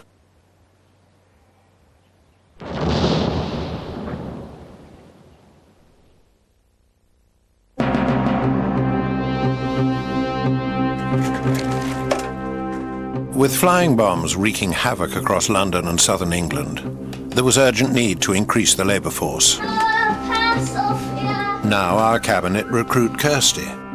By 1944, 85% of women were out doing some form of work to contribute to the war effort. Well, we're waiting with bated breath. Do you want me to read it to you? Please. Many wartime women, including mothers, made a vital contribution to the war effort by taking on work outside of the home. We have made arrangements for you to start work at the Aero Engine Maintenance Company, Cobb Aircraft, based at Biggin Hill Airport. We wish you well with your employment. By this time, because of the shortage of labour, the government was wanting to bring in women of all ages into the labour market. There was even something called the Granny's Call-Up, which meant that women up to 50 could be so directed. But of course, Kirsty, as a mother with 2 children under 14, would have been classified as an immobile woman, and she would not have been compelled to go out to work. But of course, on the other hand, there was tremendous pressure for women to work during the war, and with Lynn at home able to look after the children, I think that she would have been, by this time, anxious to get out of the house and, of course, earn some money. Oh, food. A bell. With Michael at the office and Kirsty now at the factory, Lynn is going to be left to run the household entirely on her own. I was actually devastated. I'm very angry because I thought, oh, well, here we go. This is more work for me to do. Even now I've got to take on board the jobs that Kirsty did around the house, and I've got to pick up the children from school. How can I possibly do all those things as well as what I'm doing already? Because I feel if I get 5 hours sleep a night, I'm lucky. And I feel I can't do any more. A word, dear. Pardon? A word. What? What do you mean, what? So I'm supposed to take the children to school, pick them up, and do all the shopping every day. How can she? She can't. She's working till 4 o'clock. Well, if she doesn't arrange something about the children, she doesn't. What do you mean? To see what her arrangements are for the children. What about the shopping? And the shopping. Well, there are no arrangements that can be made other than me doing it. But hey, no change there then. What? Me doing everything.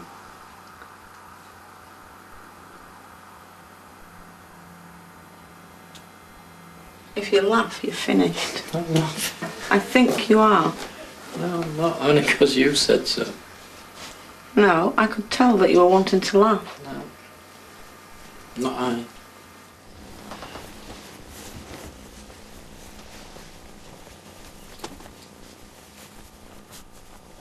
Seems strange going out to work after having been here for sort of 7 weeks, and I've got used to being around the home and doing things around the home. So it must have been really strange for the women in the 40s going off and doing what was considered, you know, men's jobs, and I would imagine they probably found it hard work, but I suppose like everything they got used to it and accepted it. See you later. Bye. See ya. Before the war, legislation kept married women out of many jobs, but now they were being encouraged to work. Those with husbands on reduced wartime pay were glad of the extra income. I can understand that women during the war who would have gone out to work, once they'd got that opportunity, obviously wouldn't want to let it go, and be it voluntary or paid work, I think it gave women independence because, you know, they got out there, and I suppose in a way it gave them another purpose than just being a wife and a mother.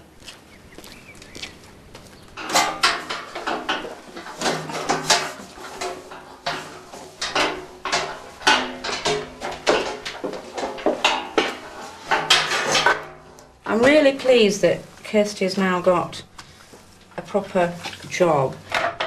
At first, I was horrified. I thought, oh gosh, how will I cope with all the extra jobs that I'll have to do? But in actual fact, it's worked out that it's harder work for me, but in a way it's better, because it seems to me in this war that the more you do, the more you can do, and every day I seem to be able to take on board more.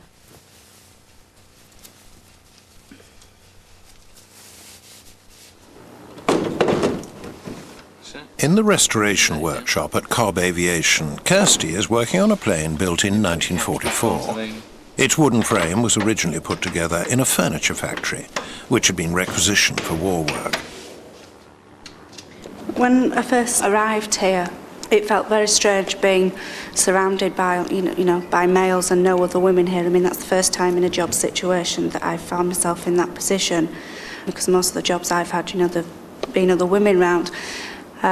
I found that difficult, but I suppose women then would have got used to it. Women worked alongside men, but they rarely got equal pay, and there was no compensation for injuries. The average weekly wage for a man was around $6, and for a woman, $4.10. I can't help wondering how Kirsty's getting on at work, whether it'll be hard, easy. Will it be as hard as this? Probably yes, probably a factory will be quite hard. I just hope it's good for her, and I hope it does her good, and I hope it makes her feel that she's doing something rather worthwhile, because that's always nice. I mean, housework's not exactly worthwhile, is it? But a job in an aircraft factory, that's something to be proud of. It wasn't all fun working in aircraft factories. When demand was at its height, women worked 16 hours a day, 7 days a week. If I'm finding it tough now and I'm doing shorter hours, they must have found it difficult having to go back home and do the jobs you would have been doing during the day. I don't actually know where they got their extra energy from. On top of the housework, Lynn has kept up her commitment to the Women's Voluntary Service. She's helping out in a nearby retirement home. Sorry, I want another one for mine. They did so many jobs, the people on the home front. There was no stress counselling. They hadn't time to have stress counselling, they just had to get on with it. As I've had to get on with it. Have you done this before? No. No, it's hard work in the WVS.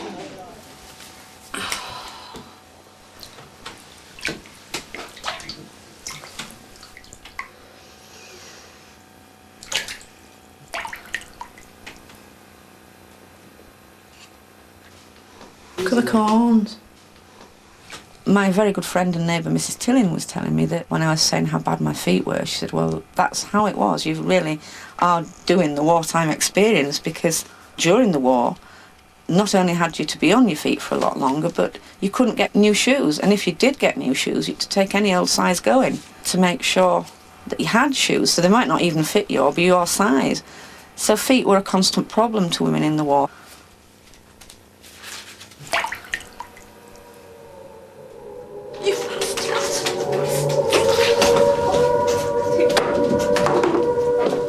By the end of June 1944, West Wickham, the London suburb that's home to our wartime family, was getting up to 17 air raid warnings a day.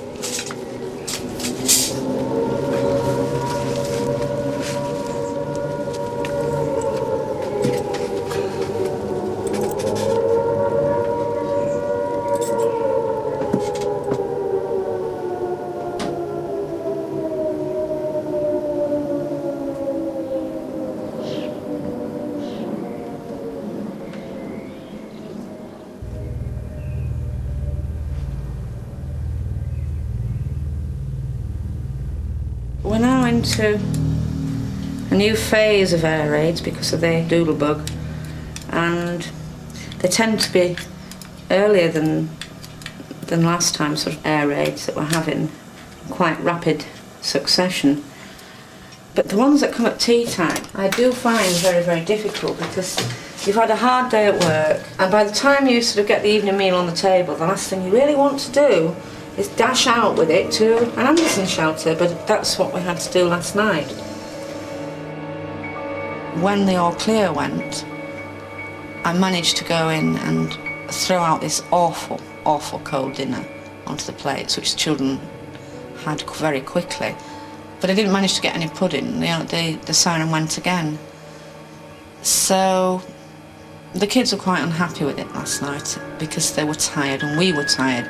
But that's how it must have been, and It really does make you realise how it must have been without the bombs. I mean, we can't possibly begin to imagine how bad that must have been. But just the pure disruption on your lives when you are so physically tired. I mean, I've never been this physically tired in my life. And the other thing about sleep deprivation was that it can do strange things to the mind. Hallucinations, palpitations, all sorts of things. I am so tired. Sometimes I really feel as if I'm in this war, if I'm there for real.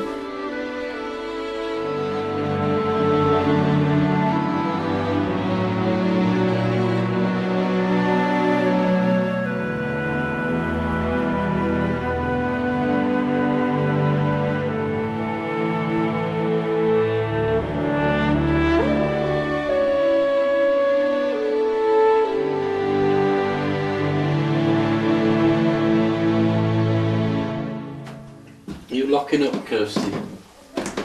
No, but one of you needs to.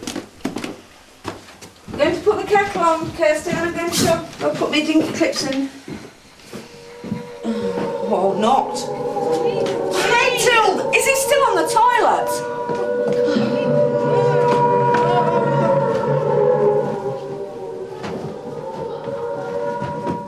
You get the children, I get the bedding. Let's go to the toilet. Go to the toilet. Come on, Tommy. Don't forget Siren's Teddy. going, you've got to get in the shelter, mate. Don't forget Ted. Do you need the toilet? Yeah, go to the toilet then. Ow, you scratched me. Right, cover me up then.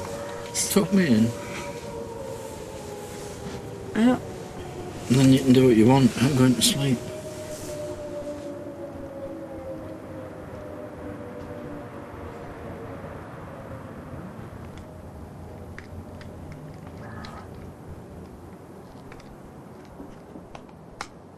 As if the doodlebugs weren't bad enough, in September 44 the Germans launched an even more terrifying weapon. Built like a modern space rocket, the V-2 travelled at 4 times the speed of sound. So fast you couldn't hear it coming.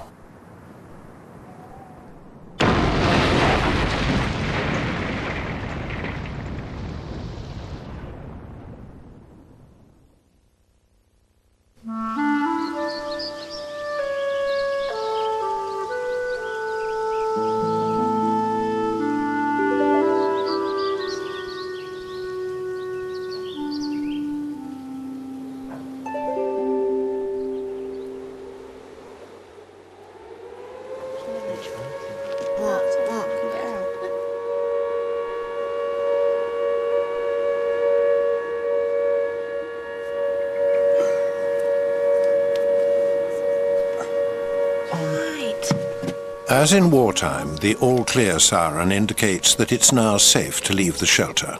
For the family, who've had an uncomfortable night, things are about to get worse.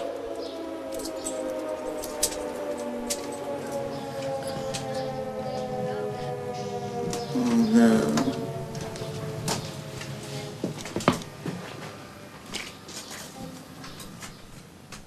Michael, will you come out of the Anderson, please, and get this sorted? Our cabinet has decided it's time to bring the war a little closer to home. Oh, no, no, no, no, no. I want your Grandpa Micken. No gas. Of course no gas. Light a stove. Could light a stove. Better get a what no gas sign made. The bomb that created this mess might have landed a mile away. It's cut off the family's gas and water supply. Cleaning up after V-bombs became a daily chore. I think that the cause of all this is probably because we heard big explosions during the night, so it's a long silence when nobody spoke, and then came out. Then there was another one, but I fell asleep after that, so I don't know if there was any more. But I think that was probably it. I think there were V2s because they came so silently. The water's gone now. By this stage in the war, after 5 years of conflict, over 55,000 Britons had been killed on the home front. Right, it's rally round time, I think.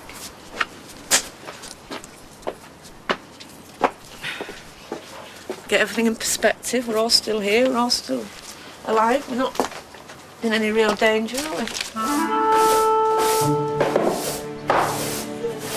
What's that?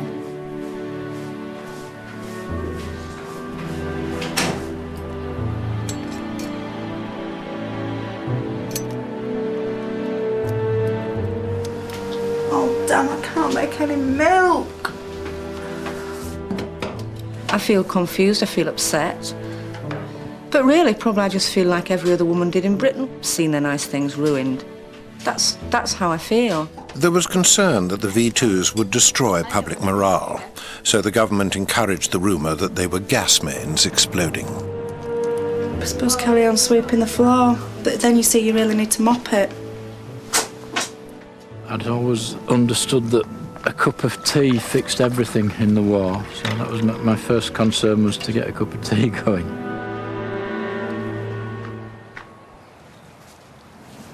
Tastes tinny to me. Tea's going to have to be cold tea. What do you want me to do? It doesn't matter, because your father and I'll be dead soon. Drinking this.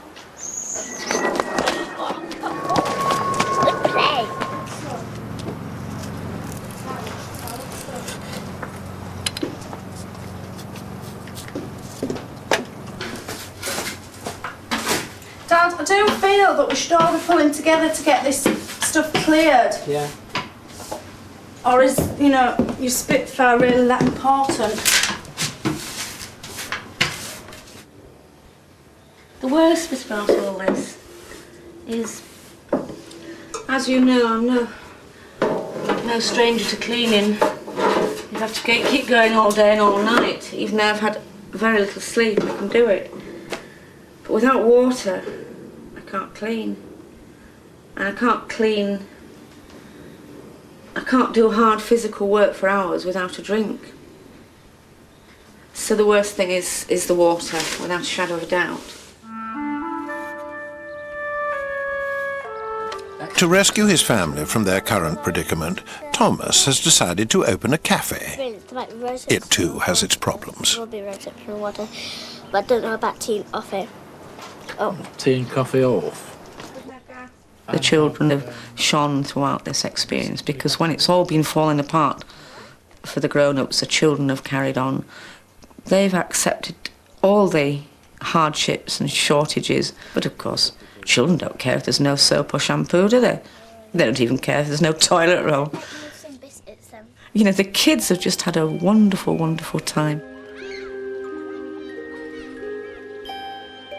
Wartime children had more freedom to roam than children today, but this could lead to tragedy. In March 1945, local boys were collecting bomb debris in a nearby field. 4 were killed when one of their trophies exploded.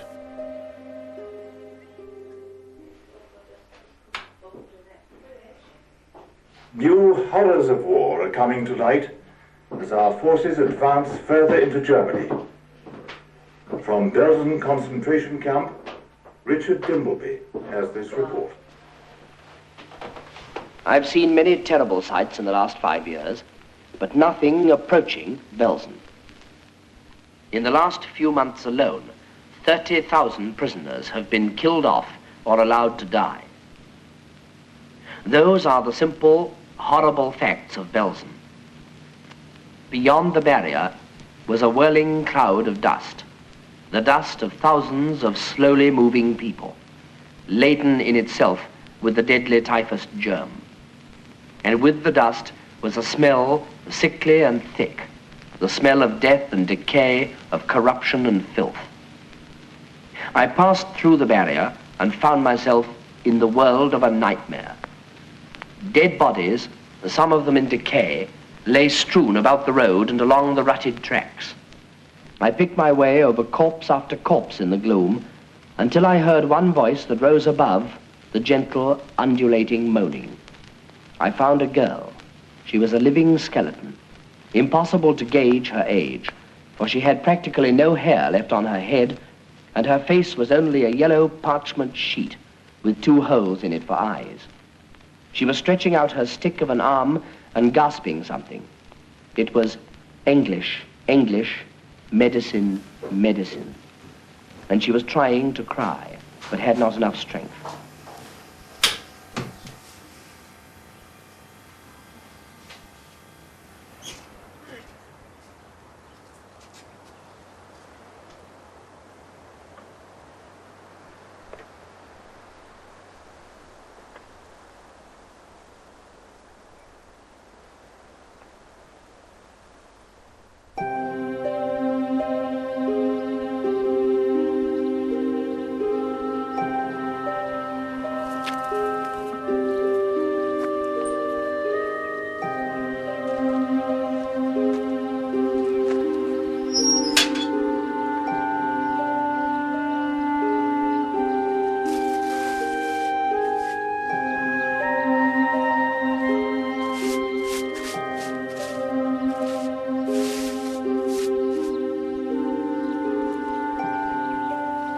I don't suppose my generation will ever know the full trauma of war and the effects on people's minds, because how can we know?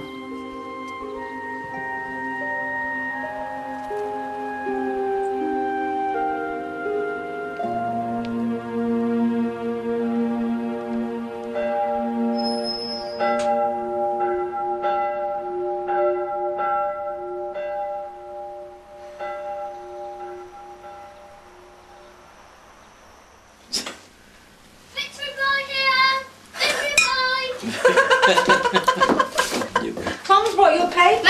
Paper. Victory Boy. Thank you, Victory Boy. What's this? Ah, it's about VE Day. What's VE Day? Oh, today's V-Day. Today's V-Day and a public holiday. Tomorrow is V-Day +1 and is also a public holiday. No, but I'll tell you what we can do. What? Take the blackout down, can't we? It's a happy day, toodaloo-doo-doo-doo-lay, for you and me, for us and we, all the clouds have rolled away. It's a happy day, toodaloo-doo-doo-lay, the sun shines bright. Look, it's ready. All right. It's a happy Oh, that's a massive one. As more reports came through of hardships suffered on the continent, British families sacrificed their own meagre supplies to feed the starving of Europe. With only a day to go, Kirsty shows the boys where she's been working.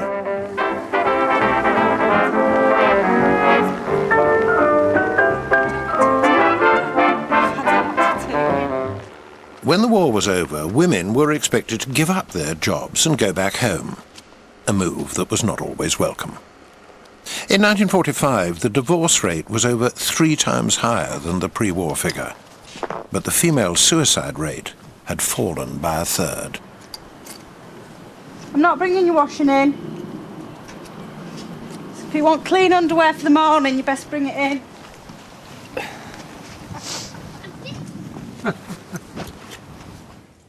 For their Victory Day celebrations, the family are going to a dance organised by a local 1940s society that regularly holds wartime events.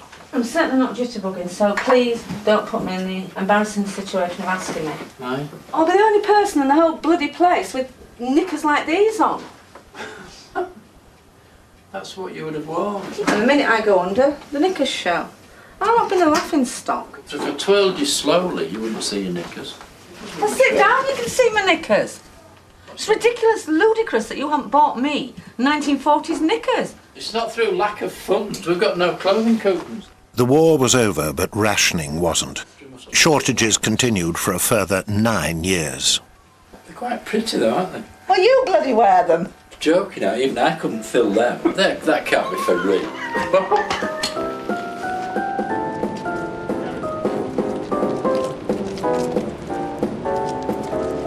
Initially, I was apprehensive about going to the dance. We'd had such an austere time here that The thought of letting your hair down and enjoying yourself seems somehow wrong to me. However, it occurred to me that I was wrong. Why not let your hair down if you got the chance? At wartime revival dances like these, modern-day Brits still pay tribute to their American allies. People would have had mixed feelings on VE Day, probably. A way of life for the last 6 years would have been coming to an end. If you take the example of a Spitfire pilot, for instance, to be in charge of a machine like that, with all the freedom of the air and all that power to being stood down and not being able to fly, that must have been quite awful.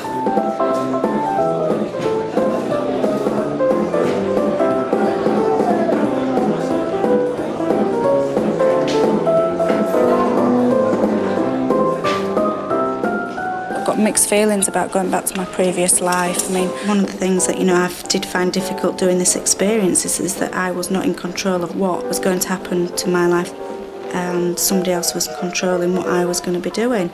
But I've learned to accept that. Now I've got to go back to making my own decisions.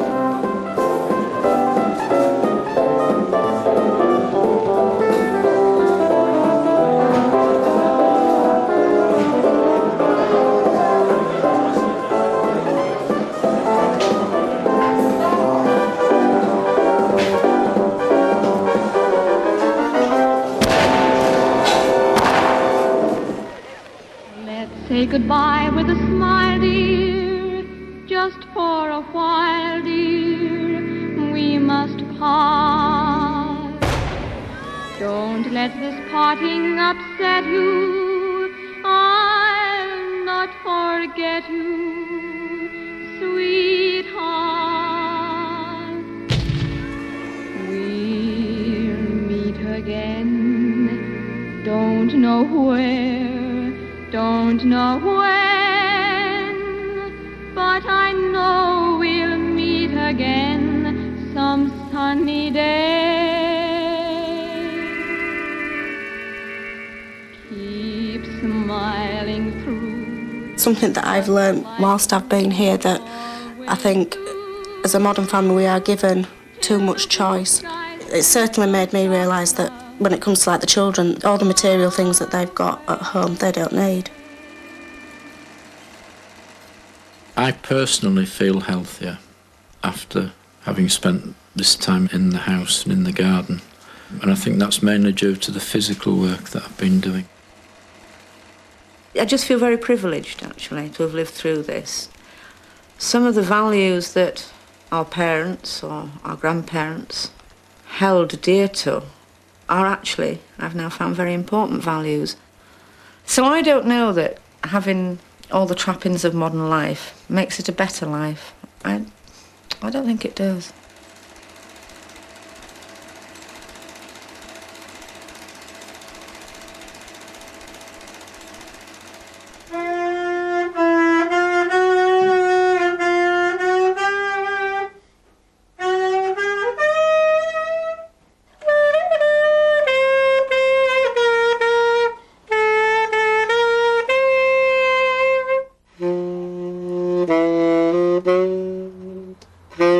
There are many things about 17 Braemar Gardens that I miss. I particularly miss the Anderson shelter. Because in the Anderson shelter we've laughed, we've cried, we've argued. But above all, it's pulled us closer together. It's an odd feeling to have come through all of the bad times and we're leaving just when we would be celebrating. And I don't particularly want to celebrate because I don't want to leave. We'll meet again some sunny day.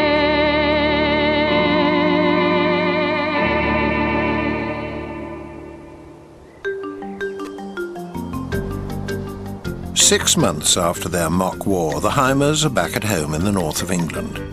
We've come to see how the experience has affected their lives. As a family, I do think from coming back from the 1940s experience, we have all changed. I think myself and the children have got more confidence.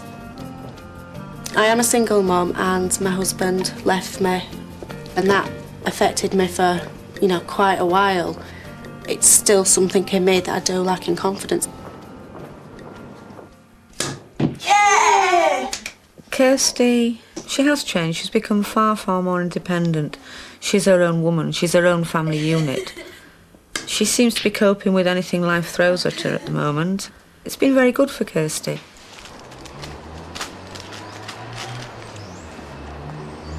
I think the 1940s experience was good for the boys because the minds were more stimulated there. There was no television or PlayStation games. Ben. I think Ben and Thomas could still live without the television and the PlayStation. On PlayStation games, you seem to get bored with them because you can't rearrange them because they're on a computer. If you make your own games, you can rearrange it so you don't get bored. Right, should we close the hat so we've got more room? Where are you? 1940s house, they hardly ever argued and they did play together. We argued less in the 1940s. We don't know why, I just think it was probably because there was less to argue over. Because normal things we argue over is who gets to go on the PlayStation, who, silly stuff like Tom taking my things, because we didn't have any, Tom couldn't take anything. But I didn't have a PlayStation to argue over. We shared them all, so there's nothing to take really. It was half as yours and half as mine. The children in general have become less demanding, I would think, in everything, in sort of, buying things and wanting things. They appreciate the things that they've got now rather than constantly wanting more things all the time. 5, 6. Since they've been back, Michael and the boys have maintained their wartime habit of creating their own amusements out of nothing.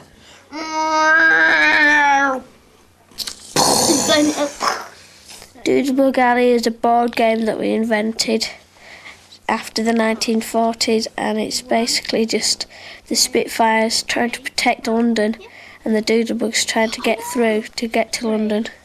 We did a map of West Wickham because they had to fly over West Wickham to get to London.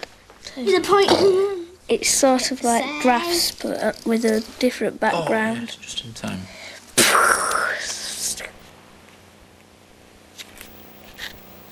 While I was in the 1940s house, I'd rediscovered the joy of writing, and as I wrote more and more letters and wrote a diary, I found that words and phrases were coming back to me, whereas prior to that, and I couldn't string a sentence together some days, which I believed to be either advancing years or the menopause, but the reality was I wasn't using language to its full extent. I think letters are almost a form of a therapy, because as you're writing, you're actually thinking about what you're saying, you're thinking about what you feel, whereas on a phone call it's easy to just glibly say, yeah, I'm fine, yeah, everything's great. There's more truth somehow in a letter than in a telephone call.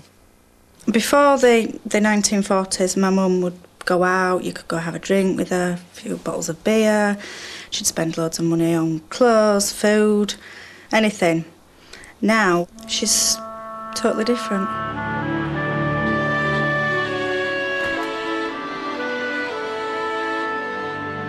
Lynn's experience as a wartime housewife has stayed with her. She rarely uses her car and no longer goes to the supermarket. She is now a regular at her local greengrocers, butchers and bakers.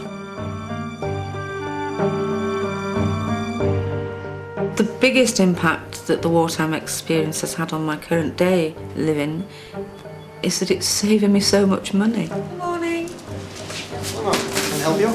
Can I have £2 of mince, please? I'm certainly, pleasure. I save money on the petrol. I save money by buying fresh produce instead of pre-packaged. I buy all my food fresh daily from local shops, not supermarkets.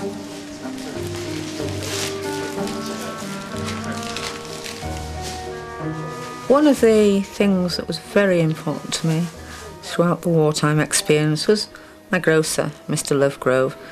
He was a port in a storm. If my circumstances were different and I was perhaps on my own or elderly, then it would almost be a lifeline, the local shopkeeper, and I do feel very strongly that I must champion the cause of the local shopkeeper, not only from a social point of view, but because I found it to be cheaper. A comparison of Lynn's weekly shopping expenses both before and after her 1940s experience shows a dramatic change. Today, for the first time, I've actually sat down and compared my pre-war budget, my wartime budget, and my post-war budget. And I have to say, I'm absolutely shocked. I've looked through my bank statements from before the war, which have all my shopping bills on. I've reduced the food bills by more than 50%. Before the 1940s, she didn't behave like Anna, she behaved like she was cool. She was an old dude. And it's weird because we were used to the granny that's cool and trendy and goes around drinking Budweiser and everything. But now she's gone into this old nanny mode. It's not fastened at the bottom. For all their new domestic economies, Lynn and Michael have had one major extravagance. They've acquired a garage, like the one they had in the 1940s house. Unlike that garage, this one has a car in it, a Ford Prefect. It's a 1949 Ford Prefect that we saw advertised locally, and I think both realised as soon as we saw it that we had to have it. It just seemed to be the perfect vehicle for us. I was looking forward to Grumpy getting this really new snazzy car, convertible, big Mercedes Benz. But no, Grumpy goes and buys his old chug-along, which you have to wind up to go anyway. Peter the Prefect represents for me the happy and joyous parts of the 1940s experience, the picnics and the good times we had as a family.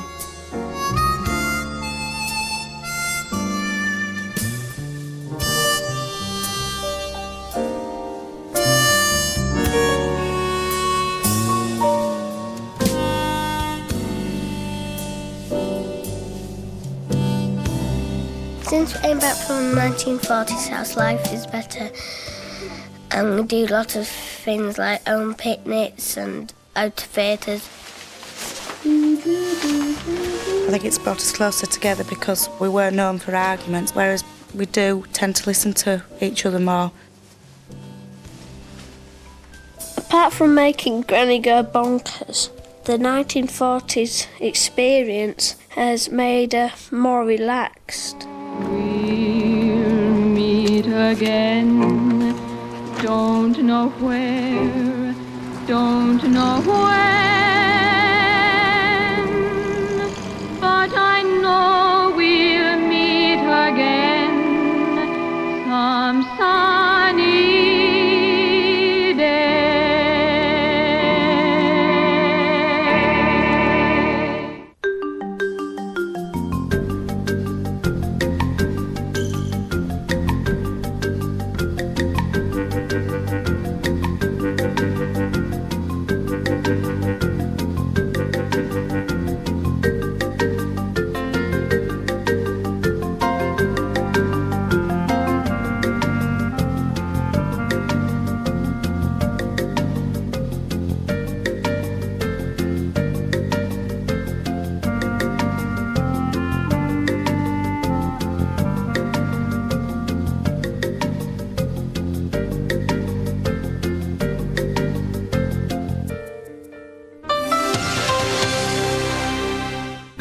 The 1940s house was made possible by contributions to your PBS station from viewers like you.